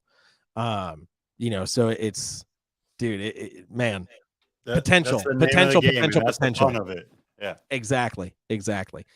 I think, and even like you're saying with the clown pied or DG clown or whatever it is, like I was looking at the variances with my mentor last night. Like, he was sending me pictures and we were talking about stuff, and I only have a few years as far as breeding and like identifying how things interplay with each other. So we're starting to play a game where, like, he sends me pictures and he's like, hey, stupid, what's this? What's in this? Yeah. I've done that with plenty of folks. Yeah, it's fun. It's fun, but it makes me learn, and I appreciate that. That's a huge thing, because it means that I'm going to be set up in the future, and that's something I can pass on to people. So, yeah, 100%. 100%. Yeah, just the changes that a double head influence can do to something that you see every day is freaking absurd. Yeah, that's one of the things that, like, I'm truly grateful to Kevin for, because he had that eye for the subtlety way early on. And like, you know, he's got a lot of genes now that people like just poke fun at, you know, like Malum and EMG and this and that, and Fader. Oh God, Fader for the longest time was always the butt of so many jokes. You know, but man, when you see what some of that stuff can do, and people are, oh, it only exists at Nerd, and it's like, no, he's let a few go. People just can't identify it, and then it just kind of, they sell it without IDing it correctly, and then it, you know, goes off, whatever. Odium is another one, you know, like it some of them are really hard to explain. But the subtleties, you know, like, I'm grateful and lucky enough to have some of all of those little nuanced genes that I've been plugging into stuff that's less complex. So I'm able to see some of those now less subtle things about those traits. Like EMG was one. We didn't know there was a super until I produced it. And it was like, because I wasn't even trying. I was just like, oh, this would be cool. And then I'm like, huh, this is weird. Oh, most of the clutch looks like this. Huh. The odds say that would make these supers based on this pairing. I wasn't expecting that. So I'm calling Kevin and I'm sending him pictures, and he's like, yeah, it looks like that's probably a super. And I'm like, how did I find this out before you? Like, what you know, what are we doing? But you know, I mean, he's not thinking about expanding that avenue. You know, right. I wasn't either. It just happened to be. You know, but now that we're able to see some of those identifying markers a little bit better, it's like, no, hey man, this is the thing. It's just been hard to see because it's been buried in 12 other genes, you know. So now we're dissecting that a little bit. We've had to reverse engineer some of the things to be able to explain them. But to me, that's a little more fun. 100%. I like it, man. I like it. I got a lot of slack when I first started, and I was like, hey, my first year, I'm literally putting like 1 or 2 gene animals to 1-2 gene animals, so that I can learn how they, like, you could see the combo at the end and be like, okay, yeah, that's obviously a GHI Mojave or GHI Lesser or whatever, right? Yeah. dependent, right? But you're learning how they interplay with other stuff at the same time, and you learn how to start reading yourself. And I think it's very important. I think it's very important that you actually find what you like in those genetics, because a lot of people just grab, and that's another reason for the push and how many freaking ball pythons we have, because everyone wants to be a breeder and everyone wants to make that money, and everyone thinks they're going to do it in 2 to 3 years when it's not going to happen. And it's true, man. like, I'm going to put a $200 snake with a $300 snake, and I'm going to make $500 snakes, and I'm going to be rich. I'm going to make $800 this year because gross. They don't realize. Gross. Not even net, just gross. I'm saying, like, not it. I was being nice. Net. I would say net, but you got to think about like the expenses for taking care of. Right. Like, right. Let's say you made $50 on all of that. You hit the double on everything. You just got ridiculous odds. Yeah. Right. Okay. All right. You took nothing home still at the end of the day, and you can't advance your freaking collection. But it is what it is. Continue your path, young Padawan. Yeah, absolutely. You know, it's and I think it's awesome. You know, I think it's awesome that we're in the position that we are when it comes to ball pythons. The one piece of realization that I usually throw at newer breeders that hit me with that, like, oh, I'm gonna breed this to this and I'm gonna make a $10,000 snake. I'm like, okay, well let's break this down for a second. Let's think about one thing. And I will always use Justin as this comparison here, you know, because so many people are buying stuff from him right now. You bought a $5,000 snake from Justin, and then you're going to pair it to another $3,000 snake that you got from Justin. They could be cool. You know, they're certainly going to be cool snakes, but if he's selling those, what is he keeping? What is he keeping? Because I'll tell you, I've been to his place, man, and there's stuff in those racks that nobody even knows exists. You know, it's like those YouTube videos where we're seeing this and that, and the other thing is 10 minutes. You have to sign a contract. I need to know this. Do you have to sign a contract upon entry over there? I did not. You can film anything you want, but you can't look at this rack. Like anything in this rack, I will show you in person, but no cameras. No, man. I mean, I don't know how it is for everybody, but I assume if Justin ever watches this, I'm sorry. I shouldn't have done that. No, man. No, you know, Justin was great, man. The first time I went over to his place, you know, I was happy as hell, you know, to check it out. And he was like, yeah, man, just go check out whatever you want, man. Just open up any drawers, whatever. I opened like 5 drawers and then was like, I'm done. And he's like, what do you mean? I'm like, I hate my life right now. That's what I mean. I don't want to be, I came here. I was happy. I've been here for 30 minutes. I'm depressed as fuck. I don't want to keep looking through this shit, man. You know, but it's like every drawer, it's like a cooler snake. And I'm like, oh, it can't get better than that. Oh, fuck. All right. Well, it can't get better than that. Oh, fuck. Okay. You know, like, man, it's ridiculous. So yeah. So when people buy stuff from him, I'm like, you know, that's awesome. You got a great animal. 100%. You got a great animal. Justin's husbandry is freaking top notch. His animals are spectacular. You know, kudos to everything that he does. But man, what he holds back, dude, holy Christ, you know, like it's going to be insane. So I always plant that in people's mind. And of course I'm using Justin as the example because he's on the top of the game right now. But the same goes for anybody, man. You know, if you got that animal that you were trying to get, you're holding that back.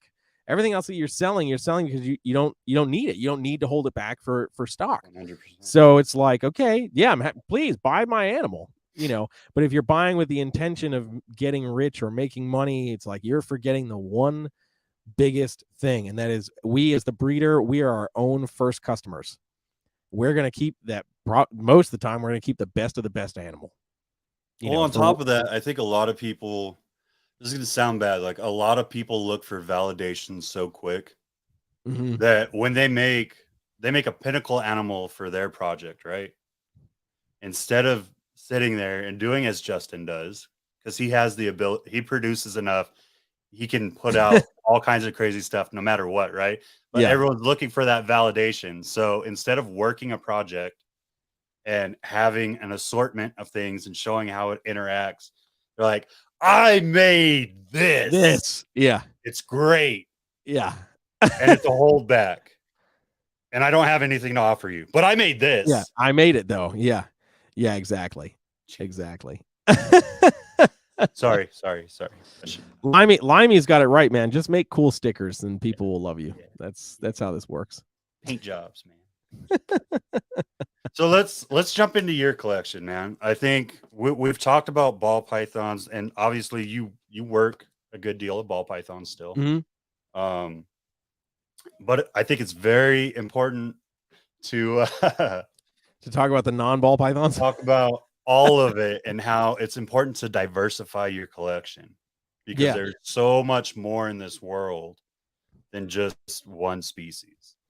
It's so true, man. I mean, so I've got about 16 different species right now. I think at the peak of keeping for me, I probably had like 30 different species at one time. Yeah, I mean, it's chaotic doing it, having a diverse collection, because you have so many different parameters that you're trying to balance and juggle, and it can be a challenge. But I think it's incredibly valuable as a keeper. You know, I mean, think about it like this. I'd be curious to know how many questions somebody like, or how many times somebody like Justin or Ozzy gets a question about a species that they don't keep, you know, and they both also keep multiple species, but they primarily breed one or maybe two. Right. But how many times do they get asked about a species they don't keep and maybe aren't necessarily aware of? You know, the same goes for everybody, you know, that keeps one or two primary species. How many times have you had the question for another species that you don't work with, and you've been like, oh, you know, I don't work with those, you know? That's where networking comes into play for sure. If you know somebody who does, you can point them in that direction. But for me, it's like, I just like all this stuff, man. You know, like, dude, it's crazy. A while ago, I did a list of most of the species that I've kept over the last 20 years. And I think it was like 7 dozen species between reptiles and amphibians. And I've probably bred about 5 of those 7 dozen. You know, it's ridiculous to think about. But 5 dozen of the 7 dozen, or 5 dozen of the 7 dozen. About... Yeah, no, about 5 dozen of the 7 dozen. I did 5 out of 74. Yeah, you know, I'm slow to the game, you know. that was wrong. I think it's 8. I don't know what it is. It's okay. It's all right. Math me right it's now. Fine. Yeah, it's okay. It's all right. It's after school. But no, man, I think it's important because, you know, while it's true every individual in a species has their own little quirks, each species can be quite different. So, you know, I keep ball pythons. Cool. I keep Brettles pythons, jungle carpets, coastal carpets, blood pythons, Borneo shorttails, Amazon tree boas, corn snakes, cow kings, Goinai kings, Mex kings. I mean, dude, so much stuff. You know, Macklot's pythons. Blah, blah, blah, blah, blah. I'm thinking about all of the racks right now. I'm trying to be like, did I miss anything? Do you keep this all in one room, or are you having to like separate it throughout? So everything's all in one long room. So the room that I keep most of my stuff is it's like 10 foot by 21 foot. You know, a lot of the stuff I'm retooling the collection over the next couple of years. I'm going to be reducing numbers on certain things to make room for other things as they grow up and as things have been held back and stuff. But you know, like I've got 30 plus carpet pythons between jungles and Brettles. You know, like I don't need that many, you know, so I can, over the next couple of years, like as I've worked on, yeah, I mean, there is always room for more. You know, but as I've built that collection, I built the collection to that size because I've been trying to attain a certain goal. Now that I've met some of those goals, I can be like, okay, I still want to keep X and Y, but I don't need Z. So I can move that along, you know, give somebody else the opportunity to get into that project. But it's forced me to pay a lot of attention to reptile behavior, which is another thing that Kevin and I like really geek out about, is understanding their psychology and, you know, how notably different each species really can be. And that was another wonderful thing about working at Nerd is, you know, I mean, there's probably 5 or 6 dozen species at Nerd at any given time. So learning all of those quirks, those behavioral differences, and also having a large enough sample size, for lack of a better term, to see some individual behaviors within those subset of quirks gives you a very well-rounded understanding of how that behavior should actually work. So for me, diversifying the collection is good from a knowledge standpoint. The other element that makes it good from a business standpoint is, unless you're breeding ball pythons year round, if you have the ability to breed ball pythons year round, then you have one season for production. Having multiple species gives you babies at different points of the year. So when I was breeding retics, my retics were usually the first things to lay eggs, so I was getting those eggs in like February. So I'd have those babies February, March, April, May. So May, end of April, early May. By that time, I've probably gotten like maybe 1 or 2 carpet python clutches, but I'm just starting to get ovulations and gravid ball pythons. So, and then colubrids as well. So I can get spring, early to mid spring babies, and then babies all through summer. And then stuff like Amazon tree boas and stuff that are going to drop like end of summer, maybe beginning of fall. So I can essentially have babies all year long from different species. So the cool thing with that, first of all, the not cool thing about that is you don't get a break from dealing with picky babies. Holy shit. You want to pull your hair out all year long. But that being said, every experience pulling eggs or pulling a litter of babies is phenomenal. I think I bred my first Amazon tree boas when I was like 15 years old or 16 years old or something like that. And it was so cool. My first litter of Colombian red tails was like, holy shit, this smells horrible, but man, this is cool.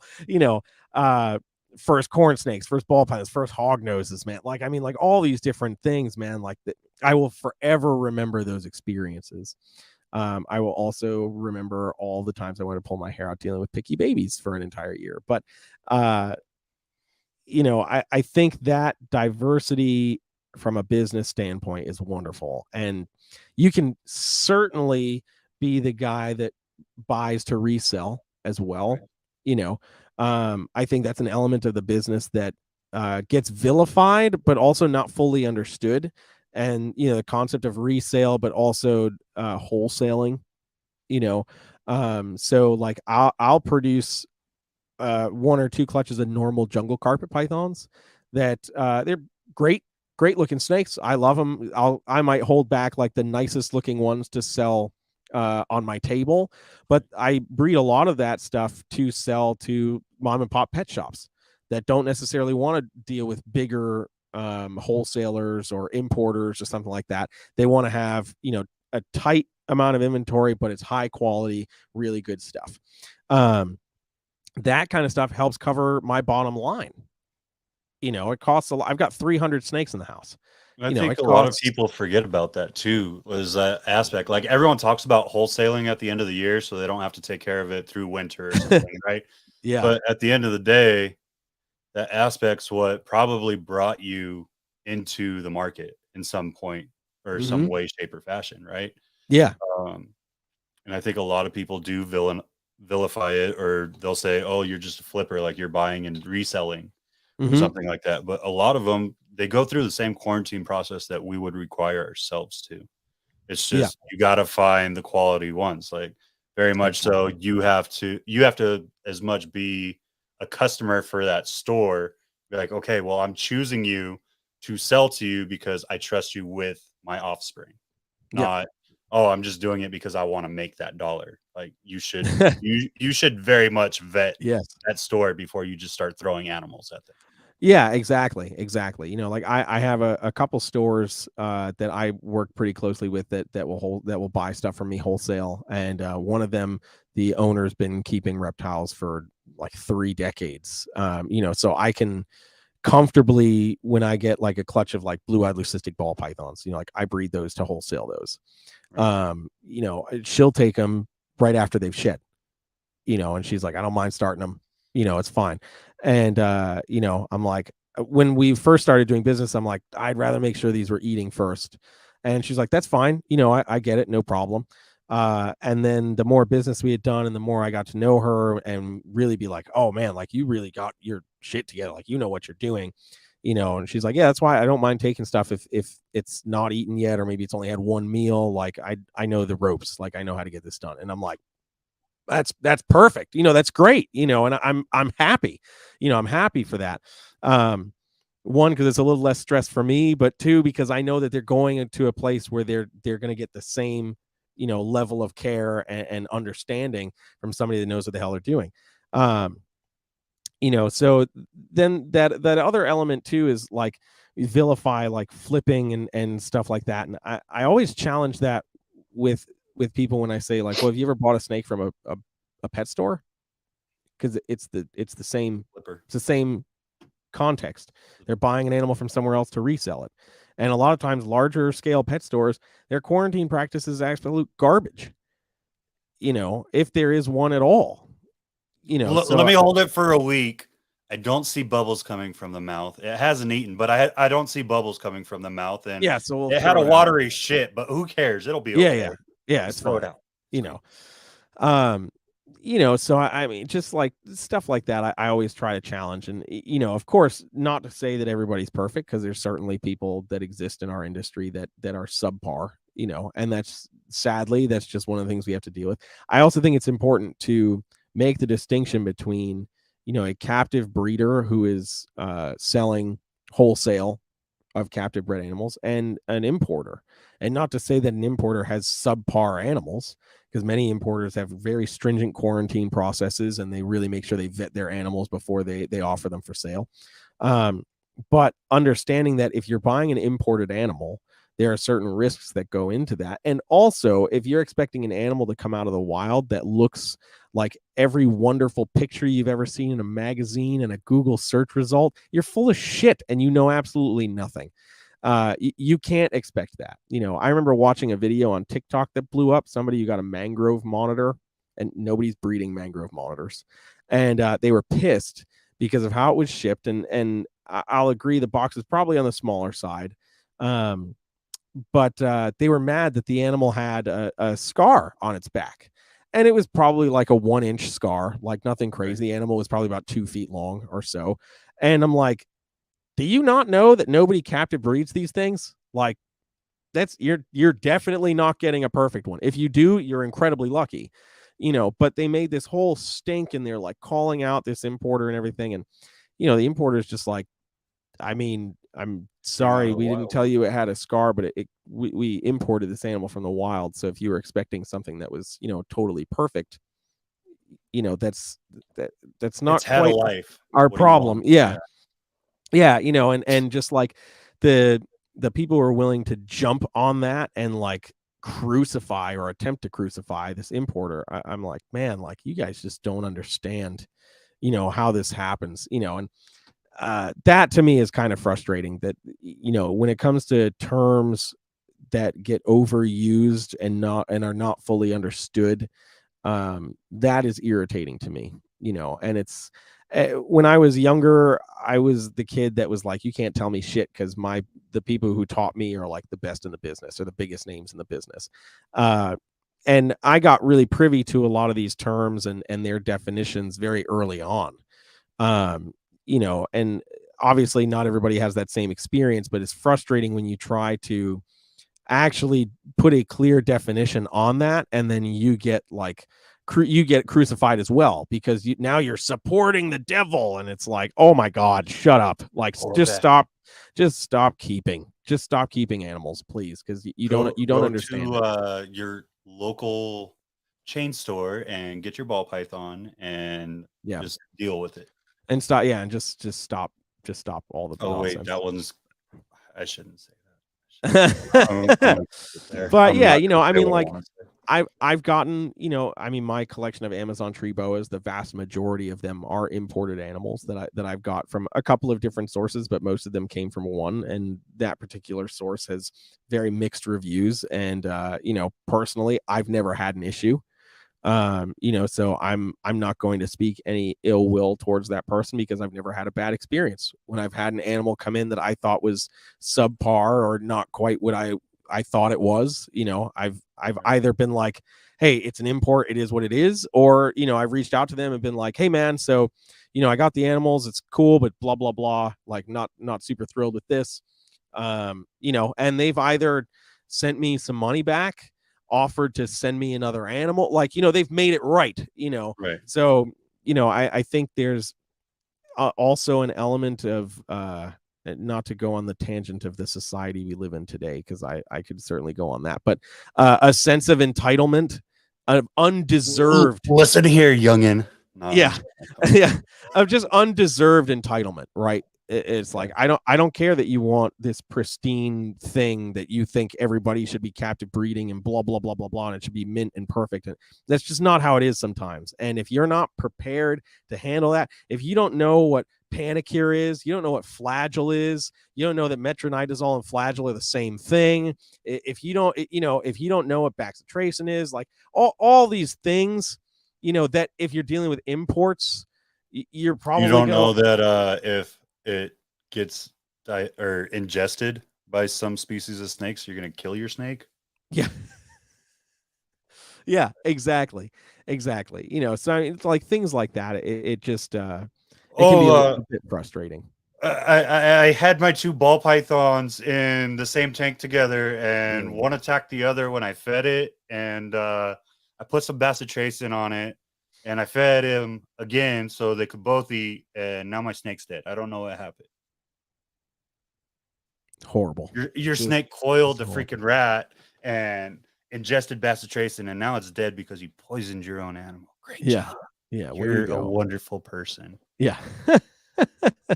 Yeah, it's just it's just one of those things, I mean, being in the industry for as long as I've been, I've certainly seen a whole lot of nonsense, and I think anybody who's been in it for any length of time has certainly seen a good amount of nonsense. And I love looking at comments that are like, this is social media is ruining the hobby and blah blah blah, and we're all watching each other tear each other apart, and all the nonsense and drama that goes on every day. And I'm like, I mean, do you realize, like, in the 90s and early 2000s, we were doing this still? It was just on forums. Forums were not this popular. In person, where you literally walked up to each other's tables and said, if I see you again, I'm going to beat your fucking ass. Yep. Or they just beat each other's asses. It's just ridiculous. But, I mean, I think social media puts a bigger highlight on these things at some times, but it's not anything new. Well, I think part of it is the ability to share everything, right? So yes, everything comes out of context, whether it should or not. Yep. Everything goes everywhere. As soon as someone with any significant following at all says something that someone didn't like or someone didn't take the right way, it turns into something completely different. Just like, for example, when you were still at Nerd and the whole thing with Brian and Kevin and everything, still breeding the spider ball python, which how many people across the country still freaking do it? Dude, see, my thing, if you don't like it, don't breed this. Don't breed it. I remember doing a White Plains show, and this is years ago, before I was even at Nerd. But like I think there was other drama around spider. It wasn't the same big drama that happened, but some drama about spider. And a friend of mine jokingly brought over a buddy of his and was like, hey man, can you like teach this guy about the spider ball? Like he's like, oh, like, nah, anti-spider, blah, blah, blah. So me just being a jokester, like I love to laugh and have fun, man. I've done this too long to be uptight and a piece of shit. So I got really loud and I was like, you want to know about spider? What do you want to know? Huh? What's your fucking problem? Like in the middle of the show. And everyone's like, oh, what's happening? So I'm like, no, man, come on. We gotta ease up on this. And I don't care if I take heat from anybody that might be listening that doesn't like the spider gene, but my problem is spider and everything in the complex: spot nose, hidden genoma, champagne, tentatively blackhead, still on the fence about that one, and other genes have issues. The spider complex, basically everything in the spider complex has a wobble. That also includes cypress, as it is, I believe, allelic with spider, has the potential for issues. I've seen cypress spiders that are wonky as hell, but they look awesome. But then we've got, super cinnamons, super black pastels. You get the duck billing and whatever. People still like panda pieds and all that stuff. It's one of those things that's just like, man, we got to pick and choose our battles.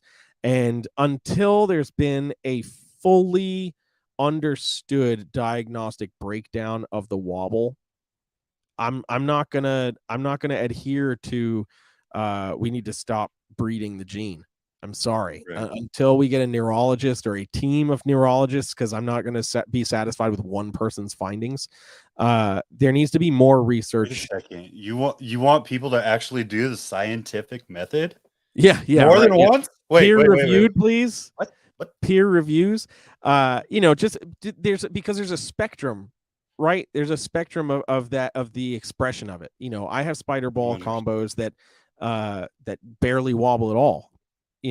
And then I have a couple of others that are like, woohoo, life's cool,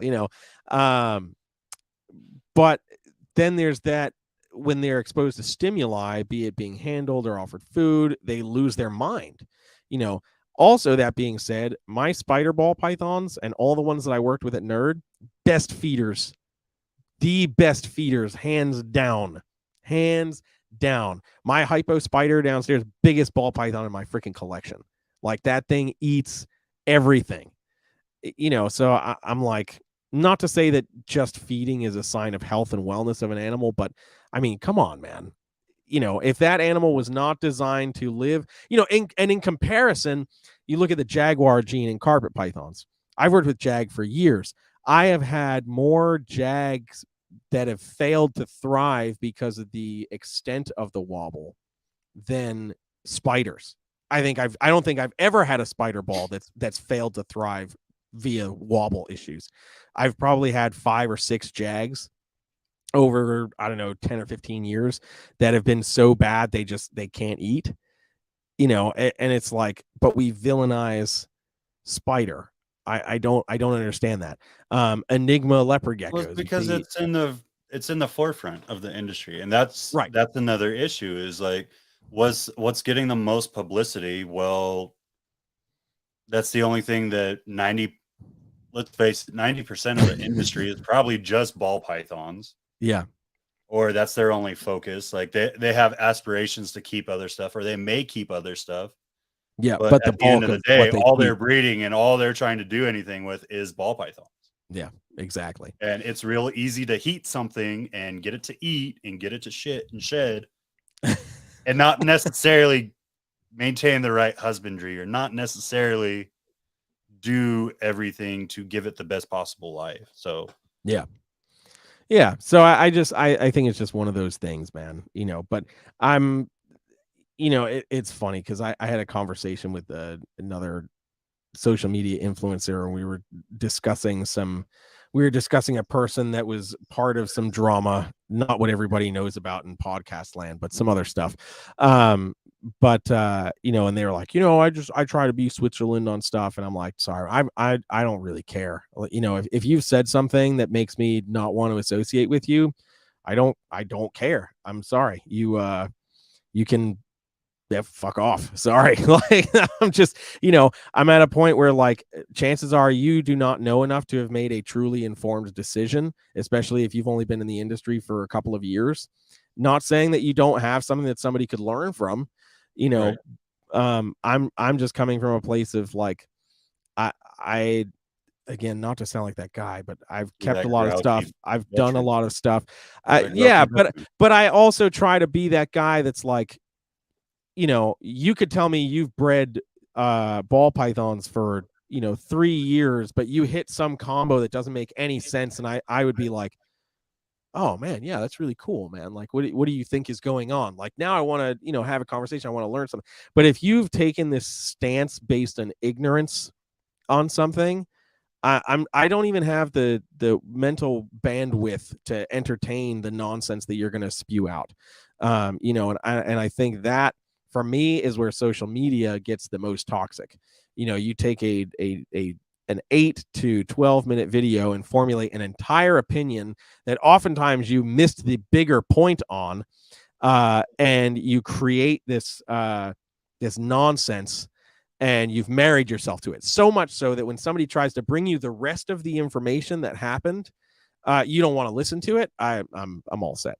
You know, I just experienced that. I don't want to go on the whole tangent, but I just experienced that. Kevin was doing a live stream with Dingo the other day, and somebody brought up the whole nerd called out Chandler and blah blah blah blah blah and all this stuff. And I'm like, dude, leave it alone, man. Like, it's garbage. It's done. What's been done is done. It hasn't been brought up. Donnie brought it up when he went on the podcast with MJ to be able to talk about why he said what he said and the information he had to back it up. And also to be like, hey, maybe you didn't see what was said about us, but we're doing this because we're on the defensive. It's not our problem that you only saw our video, so you think we're being a piece of shit, you know, but you don't know what happened behind closed doors. You don't know about the private conversations that were attempted to be had that just got shunned. So we made some noise, you know, but then I got a message, a DM from that person. I shouldn't have to be told to be quiet from somebody. I want Kevin to address the situation. I'm like, go back and watch the videos. He addressed everything. You're not paying attention because you're a fanboy of the other person. You know, that's when I lose my cool, and I'm just like, nah, you can shut up. You don't know what you're talking about. You're taking perception from a literal clip in time, you know, and I go through the whole thing of like, have you ever been interviewed by like a news channel or something? So they talk to you for 5 or 10 minutes. Sleight of hand. Yep. Sleight of hand. Yep. So they come and talk to you for 5 or 10 minutes, and then they're out the door, and then they play 30 seconds at best of that 10 minutes. And chances are it was 2 edited clips that got mashed together to either fit their narrative or to make something sound more extreme. Hey, let me talk to you about this, but it's really because I'm trying to villainize it, and I needed just a 30-second clip to make you look bad for a second. Just that one thing that you let slip.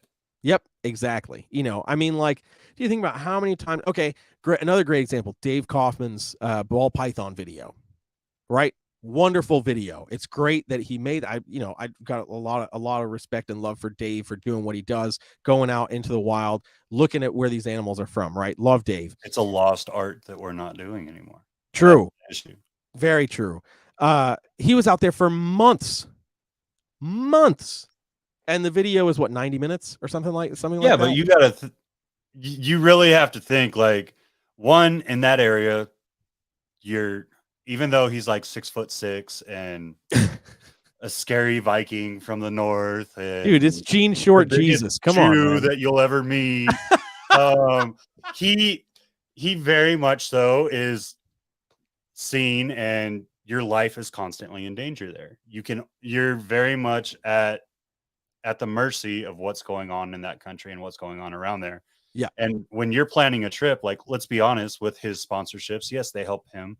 Like Zilla 100% helps push him to where he's going and all that. But at the end of the day, there's only so much funds. And when you have to pay up every single movement you do, you're only getting so much time to film. You're only getting so much movement in a day, which obviously wasn't enough, but he did his best to capture what he set out to do and to teach everyone.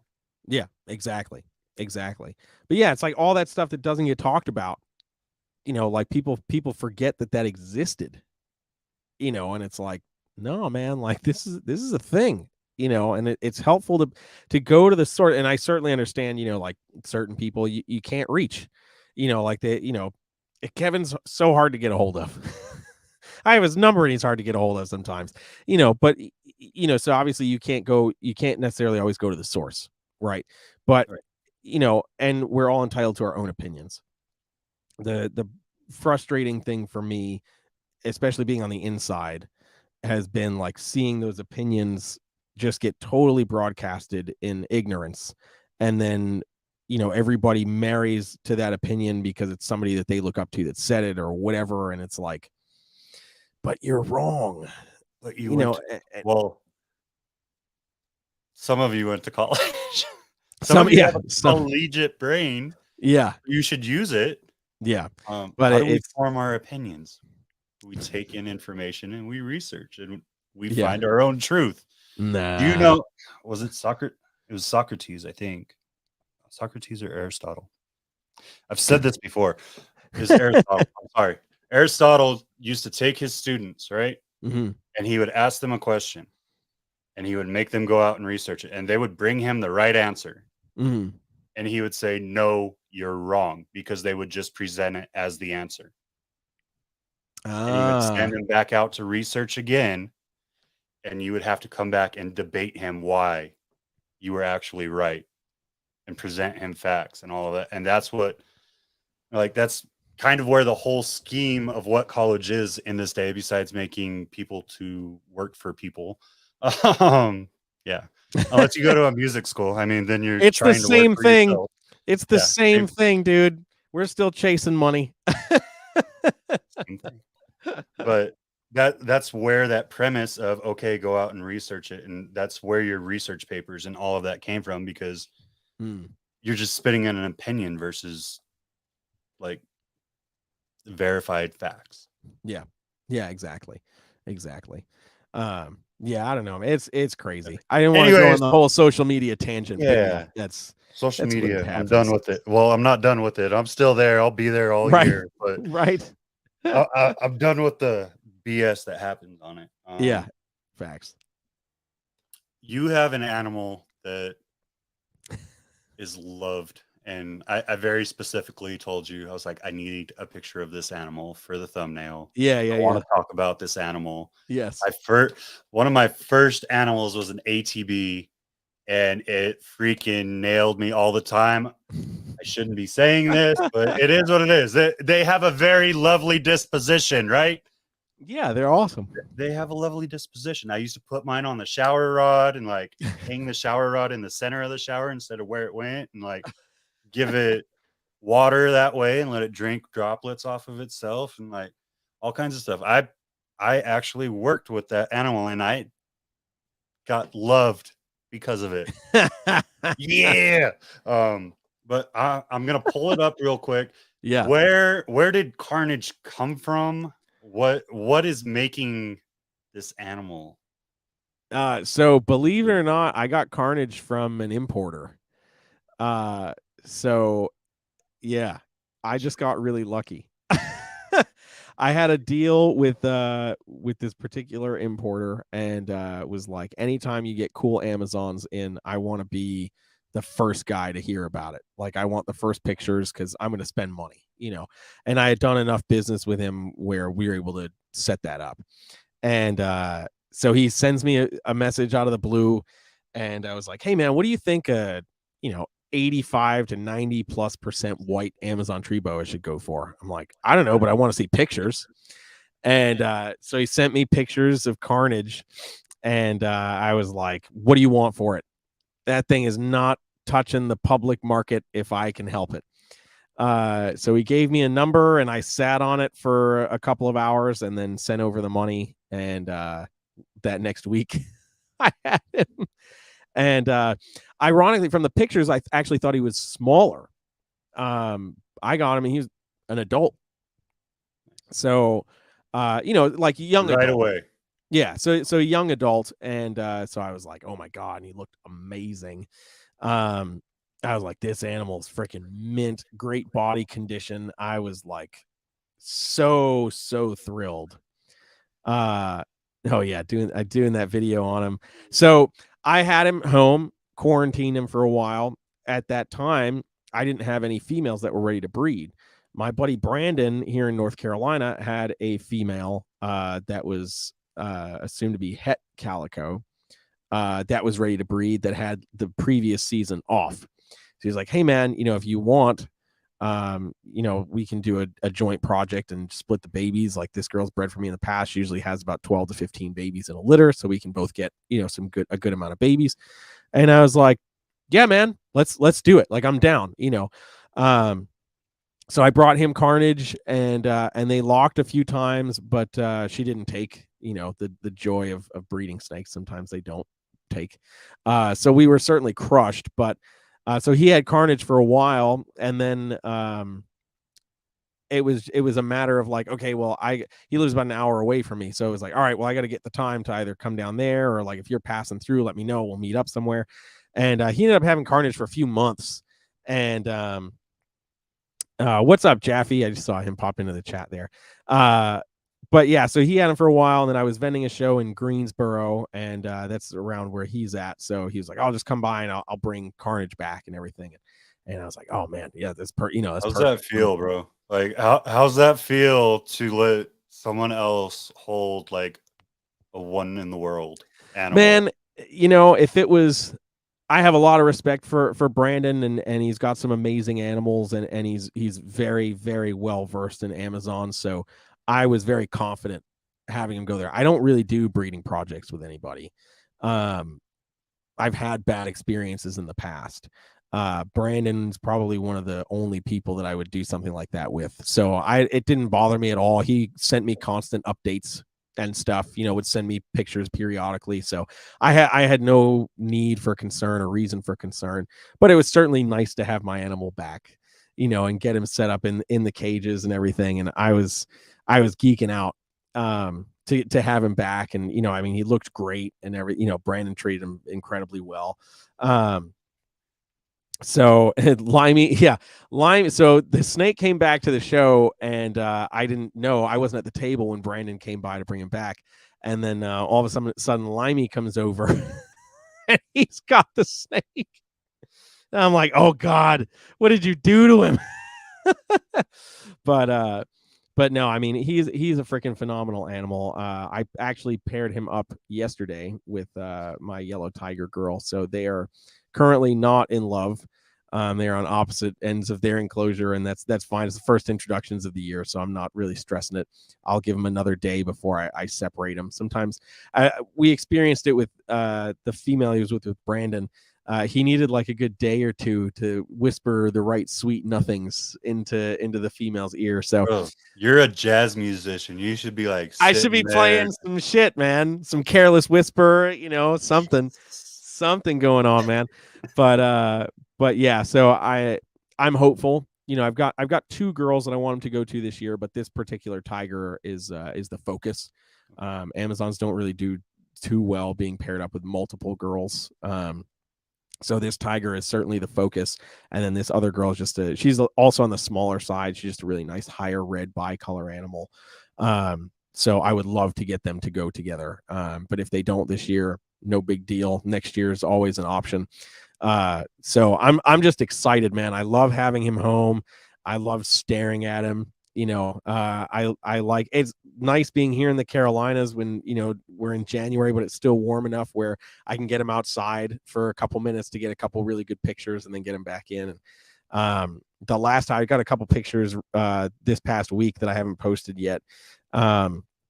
And I'm staring at him, and it's really like the first time I've actually just stared at him outside in natural sunlight. And I'm seeing all these like yellows and oranges and stuff that are like all flecked in there that I didn't really even notice before. Because originally when I had him, again, he was in quarantine, so I wasn't really messing with him. And then he went straight to Brandon's place, so I didn't have that time to stare. You've had an animal for a year. Yeah, but I didn't really, so now I'm like I'm learning him a little bit more. Christmas present. Yeah, man. And amazingly, like, he's not that bad. I've got like 15 Amazons right now, and I have maybe 2 or 3 that want to kill me every single time. The rest of them, they'll give you that first swing, and then they're great. They're wonderful after that. They're such a misunderstood species. They're probably, although the most common of the Corrales, I'd say probably the least understood. Right. Most people just don't want to deal with them. They'd rather look at the pretty emerald, or if they can get their hands on Annulatus or Ruschenbergi or whatever, they're gooing over those. And I'm like, nah, man, these Amazons are pretty freaking cool, dude. So, and it's nice to have them that when they're tractable, when they're handleable, you can really enjoy them. You start to really learn what that animal is like outside of the super defensive, nonsense. But I will say it's really fun going to put them in the enclosure, right? They usually always have a moment of like, what's that? As you open the door. So they get a little on the defensive side, and then you go to put them in and they strike at the heat panel because it's got a heat signature. And it's like, man, yeah, I thought you were smart. But one quick movement. Okay. Food response. Oh, yeah. heat. Oh, yep. Yep. So, but I absolutely love them, man. Carnage is amazing. I can't believe I have him. It's one of those things where it's like, and I think they're certainly gaining some popularity. And I love that. I mean, you got guys like Rory Gresco that have some of the most amazing looking Amazons out there. There's a lot of great Amazons in Europe, even some in Canada. I mean, so there's a lot of people that are working with them, and I'm excited to see that market kind of expand a little bit. We start to understand the genetics a little bit better, and I'm just excited for the future of them because they're really outside of that defensive nature. They're really a cool animal.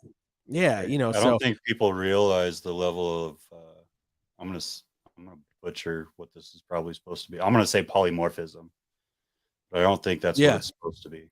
Yeah, they're just all the polygenic traits. Yeah. Yeah, like there's so many I brought one in. So when I got mine, it was at a local store, and there was the forest green one, which let's be honest, that was the starter one from the wild that probably shouldn't have been in there. We're gonna go there, and that's the one I picked up, obviously, because I'm just getting into snakes, and that's the cheapest one. So why not? Yep. If I'm gonna test, I want to test on something that's not gonna break me. Of course. And then you had kind of a copperish, I wouldn't say a full red, but almost a copperish brown. And then other like small variations in like the patterning on the sides, which I think it's gorgeous. I think you're 100% right. They haven't been given due love. There's so many variations that I've seen on tables now that people just I hope it takes off as more genetics and like the diversity of it takes off, just like ball pythons and everything else. And I think that's the hard part, is growing a market where you're very much just line breeding. Hey, if I throw these banded, like thick banded to more banded, hey, it's going to be even more banded. And oh, well, this doesn't have a pattern, so let's create a patternless line and just work that so there's absolutely no pattern in it, and all this other stuff. But that only takes you so far. Unfortunately, like we very much become that consumer market where I need the next biggest, best thing. I need something that's unique in its coloration or something like that. So it's unfortunate, but it's also the way of life, and it's the trap that we've created for ourselves. So. For sure. I think that's one of the things that Amazons have above a lot of the other species is they're still heavily imported, which from a business standpoint is kind of terrible, because you get a captive bred animal, it's more money, and somebody looks at that and they're like, oh well, that's kind of the same thing, and it's $100, and it's like, yeah, well, it just came in from South America like a week ago. But anyway, so since they're still brought in decent numbers, lineage plays a huge role in expected offspring for these guys, similar to like crested geckos and gargoyle geckos and stuff like that. So the chance to diversify your blood is quite easy to get.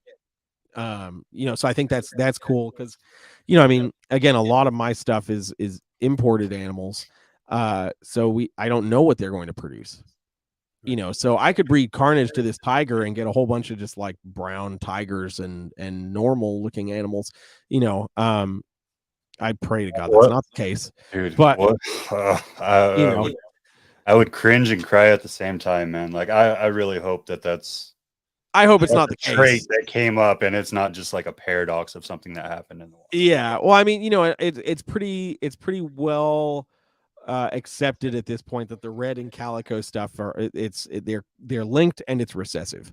So I don't know the history of this tiger girl. The tiger is one of my few captive bred animals, so I can go back and look at that, but I don't think she came from calico stuff. So I don't expect to see any calico animals from this litter. I expect to see some hets, and some cool hets. So I know I'll have some holdbacks, and I'm okay with that,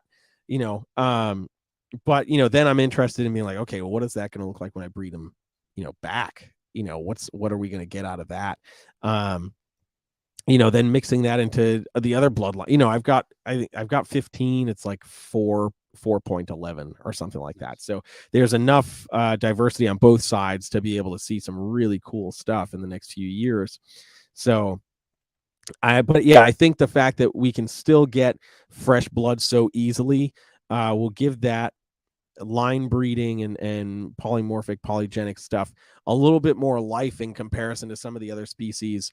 Because different localities are going to have different consistencies in what's around in those regions and stuff. So I think now is the time to be getting into Amazons, because yes, you can start off with great captive bred stock if you want to put up some money up front, but you can also get some killer animals that are imported. And I'll be honest, man, like Corrales in general are not that horrible to establish. The Amazon tree boas have been pretty easy to establish without the need, the real need for stuff like panicure and stuff like that. As long as you're paying attention, and you can catch things. But in comparison to like emeralds and stuff that can kind of be tricky from time to time, and those kind of things, the Amazon tree boas are pretty much a walk in the park. So just another thing that makes them actually quite nice. Heck yeah, man.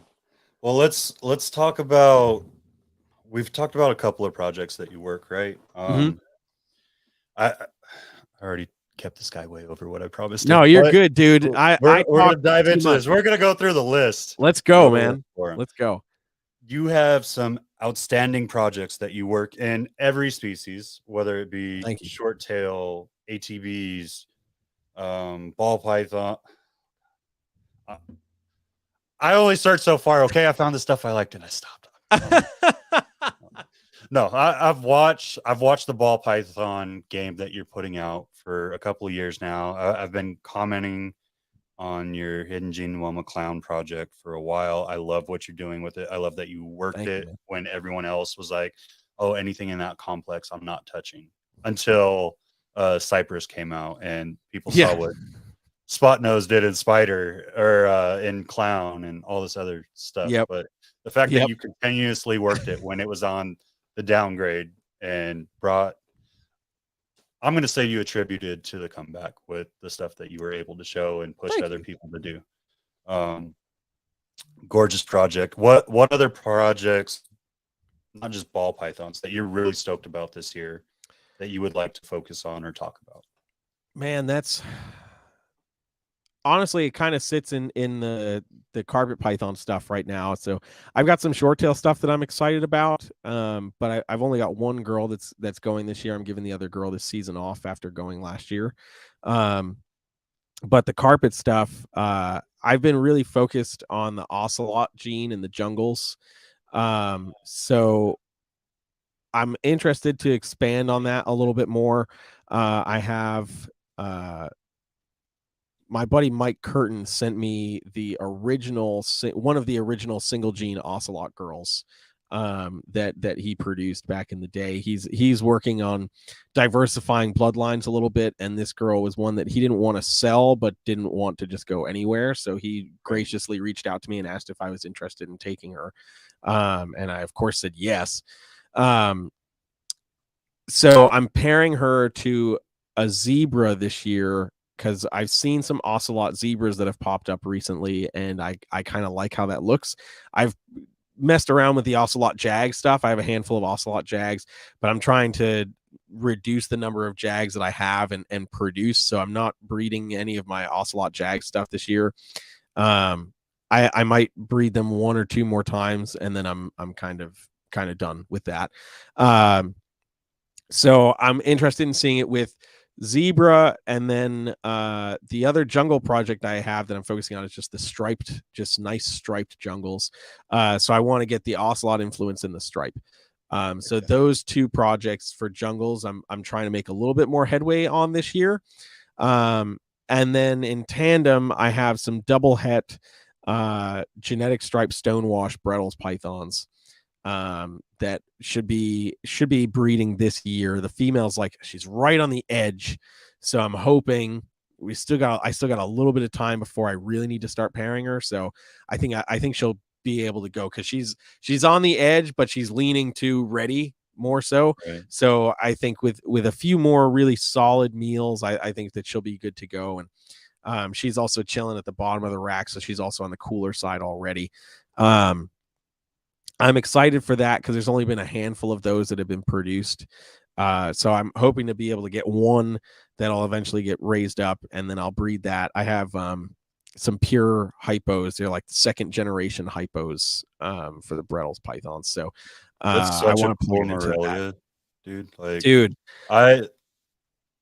I found one of my local guys, and he got a breeding pair a couple of years ago. Tried for a year, couldn't get him to go. The next year, he finally got him to go, and he got swamped with like 30-some babies or something. Yep. Like that. Something crazy. And he was like, "I got little worms getting out constantly. I don't know what to do." He's like finding a way to extra secure every tub and all that. But they're gorgeous animals. And they're so great, freaking man. docile as long as you work them. Like, yeah. Like even the babies though, like the babies become extremely docile quick, like really quickly. Yeah, the Brettles have always been like that, and I think so. I've worked with all four of the primary species. Brettles have always been the chillest. The West Papuans have been right under that, and then coastals, and then jungles are always the little shits, man. Jungles are always the little freaking shits. And the Darwins, I would put the Darwins in between coastal and jungle. I've had some that have been actually quite great, but the vast majority that I've worked with have been freaking assholes, man. But something about the Brettles, man, like I produced some genetic stripe and some stonewash this year, and man, they're awesome, dude. They're so awesome. So I first bred them almost 12 years ago. And then when I had downsized that collection, they were one of the things that I let go of. So I hadn't bred them since. And then was it two years ago now? Yeah, 2 years ago now, I was able to get my hands on some and bred them again. And that, to me, out of everything that I had produced that year, I was the most excited about the Brettles pythons, just because they are known to be a little picky for breeding. You know, they want to get colder. They don't want to get diamond python cool, but they need that cooling period. Right. And I was just stoked to be like, yeah, man, I got it. I was able to make it happen. And then to breed them again last year, I was so stoked about that. So I'm excited to be able to do it again this year. I've got a couple girls that already have follicles, so I'm looking forward to getting those paired up. And they're spring breeders, so I still got some time before they need to go. So, but they're just a cool freaking snake. So any chance that I get to even just hold one, hell, I don't care about breeding it. I just want to hold the freaking thing, man. Like I love those snakes. There's something about their heads, man. Like just that big old muscular head is just like I love that, dude. My biggest girl, I just posted up a group of breeders on Morph Market. It's my genetic stripe group because I've got hypo G stripe stuff. So I'm letting this group of non-hypo G stripes go. But this girl is a het stripe from Nick Mutton, and man, biggest Brettles python I've ever had. She's easy 8 foot. Just a monster, man. She dropped like 34 eggs or something like that this past season, and I was not expecting that.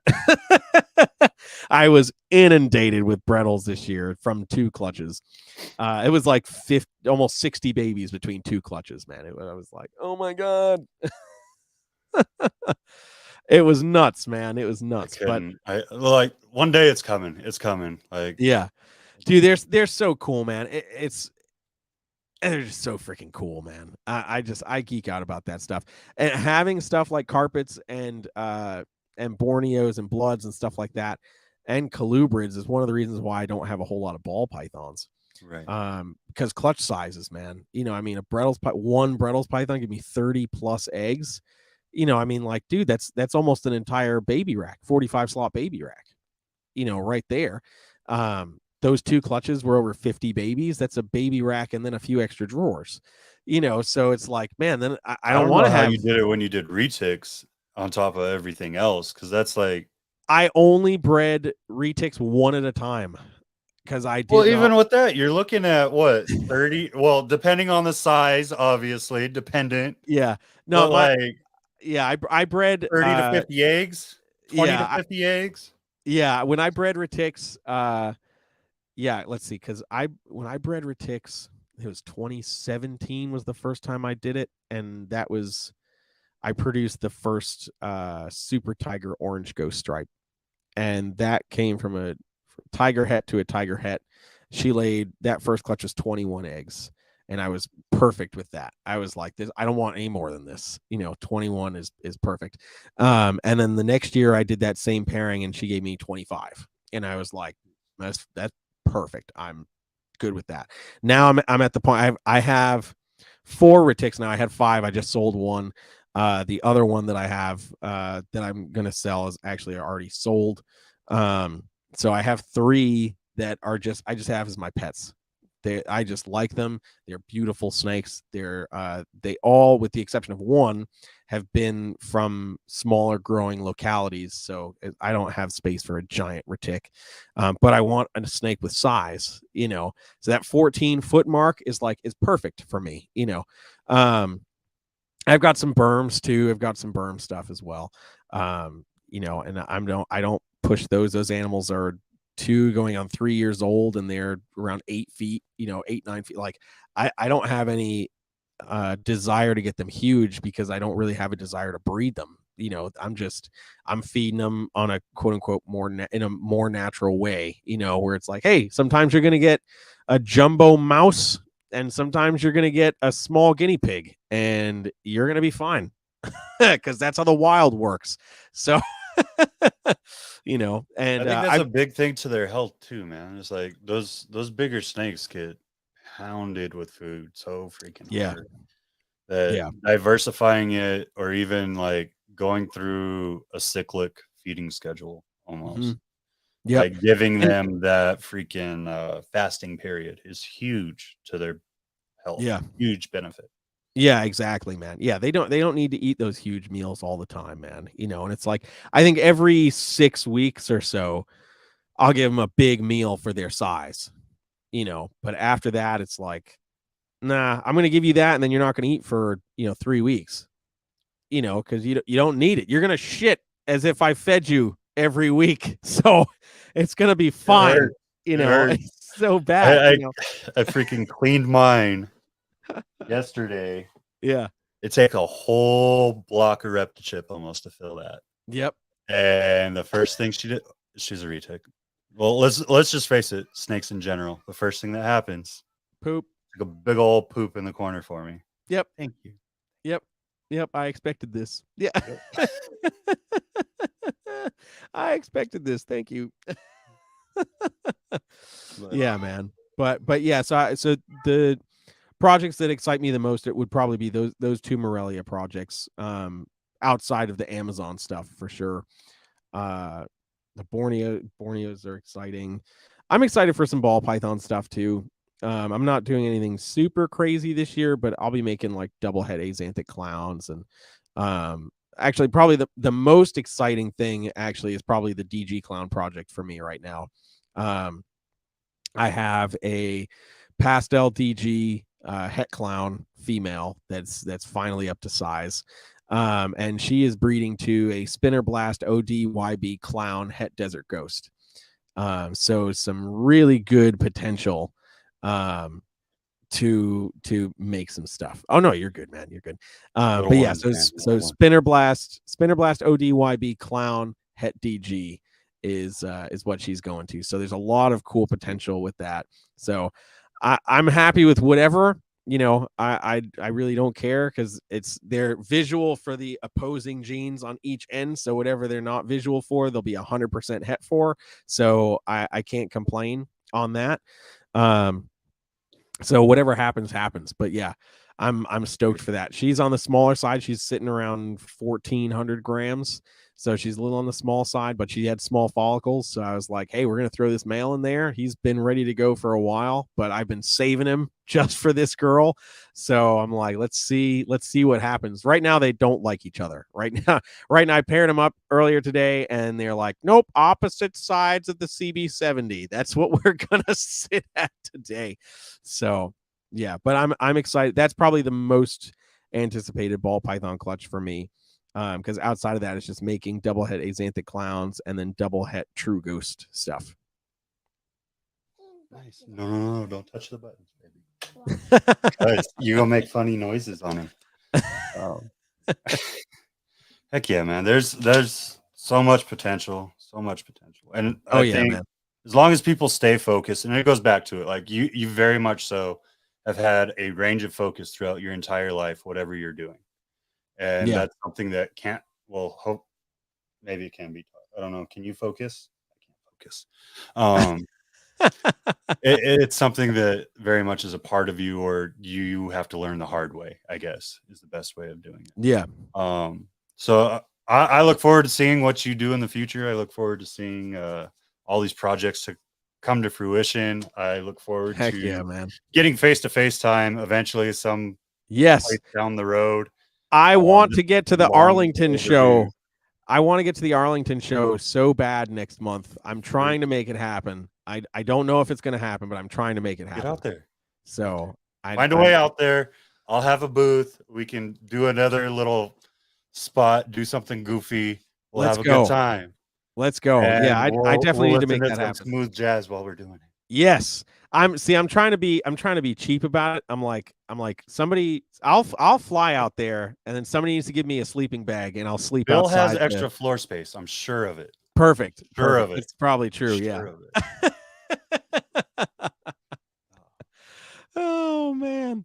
Yeah, no, I definitely want to get out to the Arlington show. I'm bummed I can't be at the Pomona show this time, but I'm going to try to get to the other one that happens later in the year. So, okay. Yeah, so many shows. That's been the hardest thing, man. Like I remember when I first came in, I was all over. Like I was at Arlington, I was at Pomona, I was at San Diego when the Super Show was down in San Diego. I started going north to the smaller shows, and then life hit, and it happens. You just gotta push forward and keep going. And now we're looking at. I'm gonna try to hit a couple of the NARBCs this year. Tinley's on my list, so Tinley is always the week before. Well, for October, it's always the week before or week of my birthday.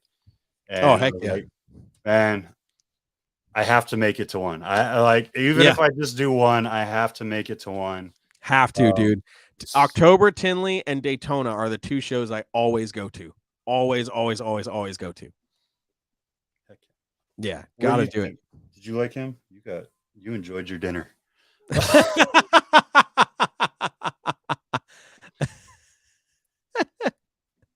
But yeah, I want to hit Daytona too. There's so much out there. Like I would love to get to Gatorland. I want to get to Iguanaland. Like I just want to pick Ty's brain. I would love to pick Tom's brain if I ever get the possibility of getting over to the Crutchfields. Yeah, just there's a lot of knowledge, and I think there's a lot of people are forgetting the history as it's becoming more of a let's push for success industry, which you have to push for success, but you also can't forget your roots and what this came from. So yes, I would like to talk to more OGs and people that initiated the industry before they fall out. Yeah, man. No, that's a real thing. That's one of the things I like. You know, certainly Tinley has some of those guys. Daytona, I mean, you got like Craig Trumbauer, Lee Abbott, Crutchfield shown up before, I mean, like Ron St. Pierre, all these guys that they were doing it before it was the industry, right? And I said this a while back, and I still stand by it. If you look at generationally what's going on in the industry, our generation, the late 20s, early 30s, watched Barczyk, Kevin, all these guys that are in their early 50s and whatever now, make the business of selling reptiles. They created the infrastructure for the business that we now know today.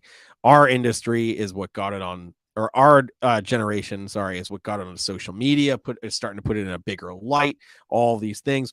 But there's the generation before, and the generation before, those are the guys that helped figure out how the heck we're going to keep these things alive. Right. Like, how do we keep it alive? How do we breed it? All right, now I got one of these, you got one of those. I like those, you like these. Let's switch. Let's swap it out. Cool. Then somebody was like, let's put a price tag on this. And now we've got the market, and now we've just publicized the market everywhere. So I'm interested to see the next generation, what they're going to bring to the market, to the world, to the industry. I'm excited. I'm nervous, because who knows what the heck that's going to be. But most of all, I'm excited.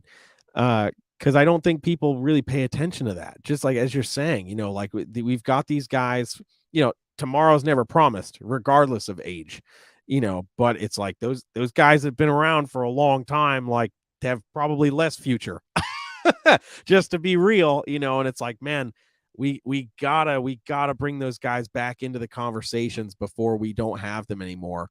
Because they didn't all write books. They aren't all on social media.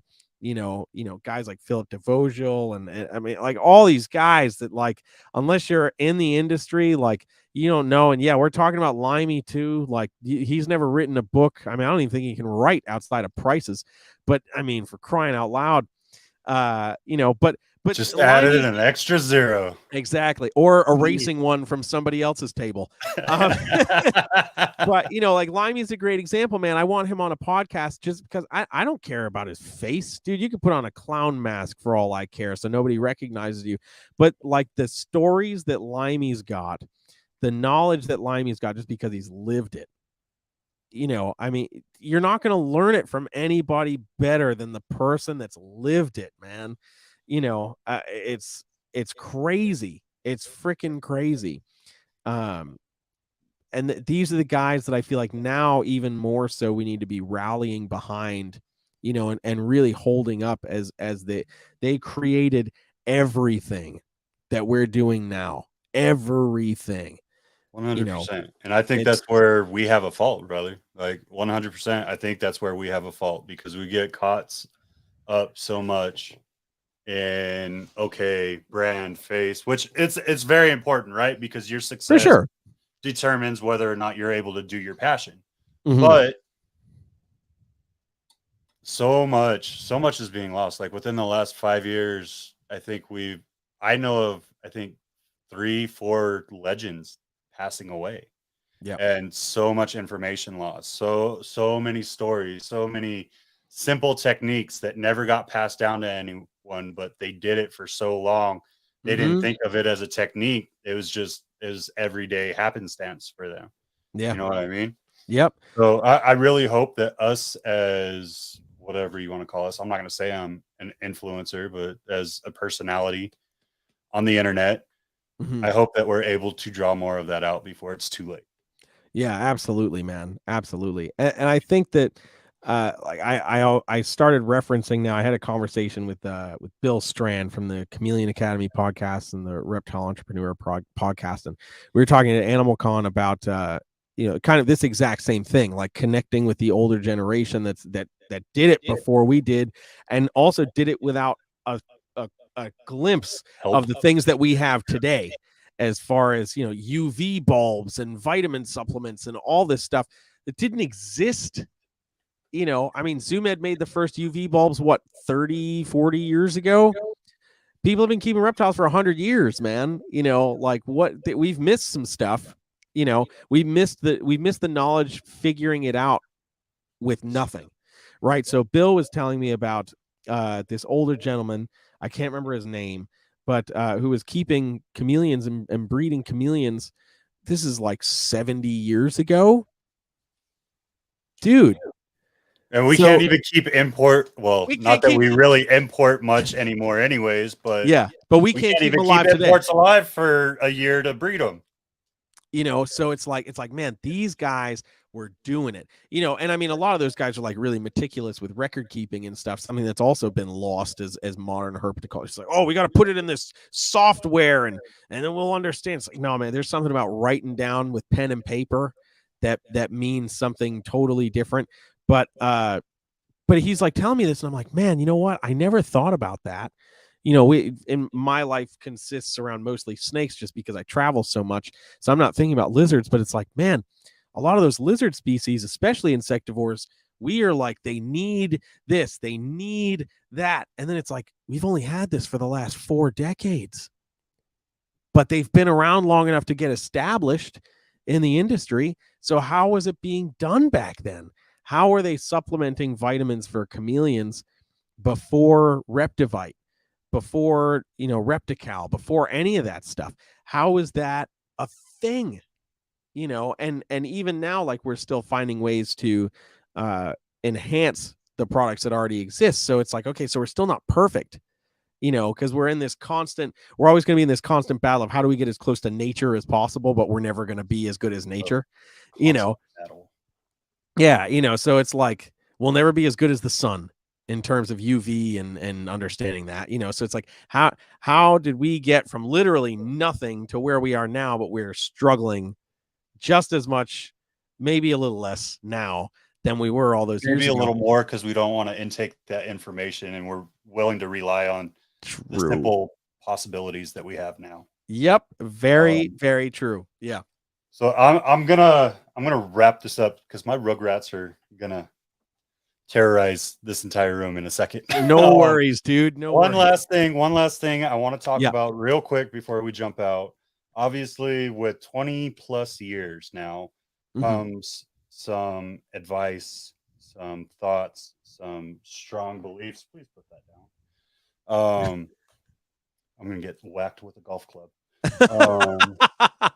Prime evil snake hooks when you're in a hurry and you have a retic and you need 2 people to work them. Don't worry, the grip is taped over so it doesn't hurt the snake.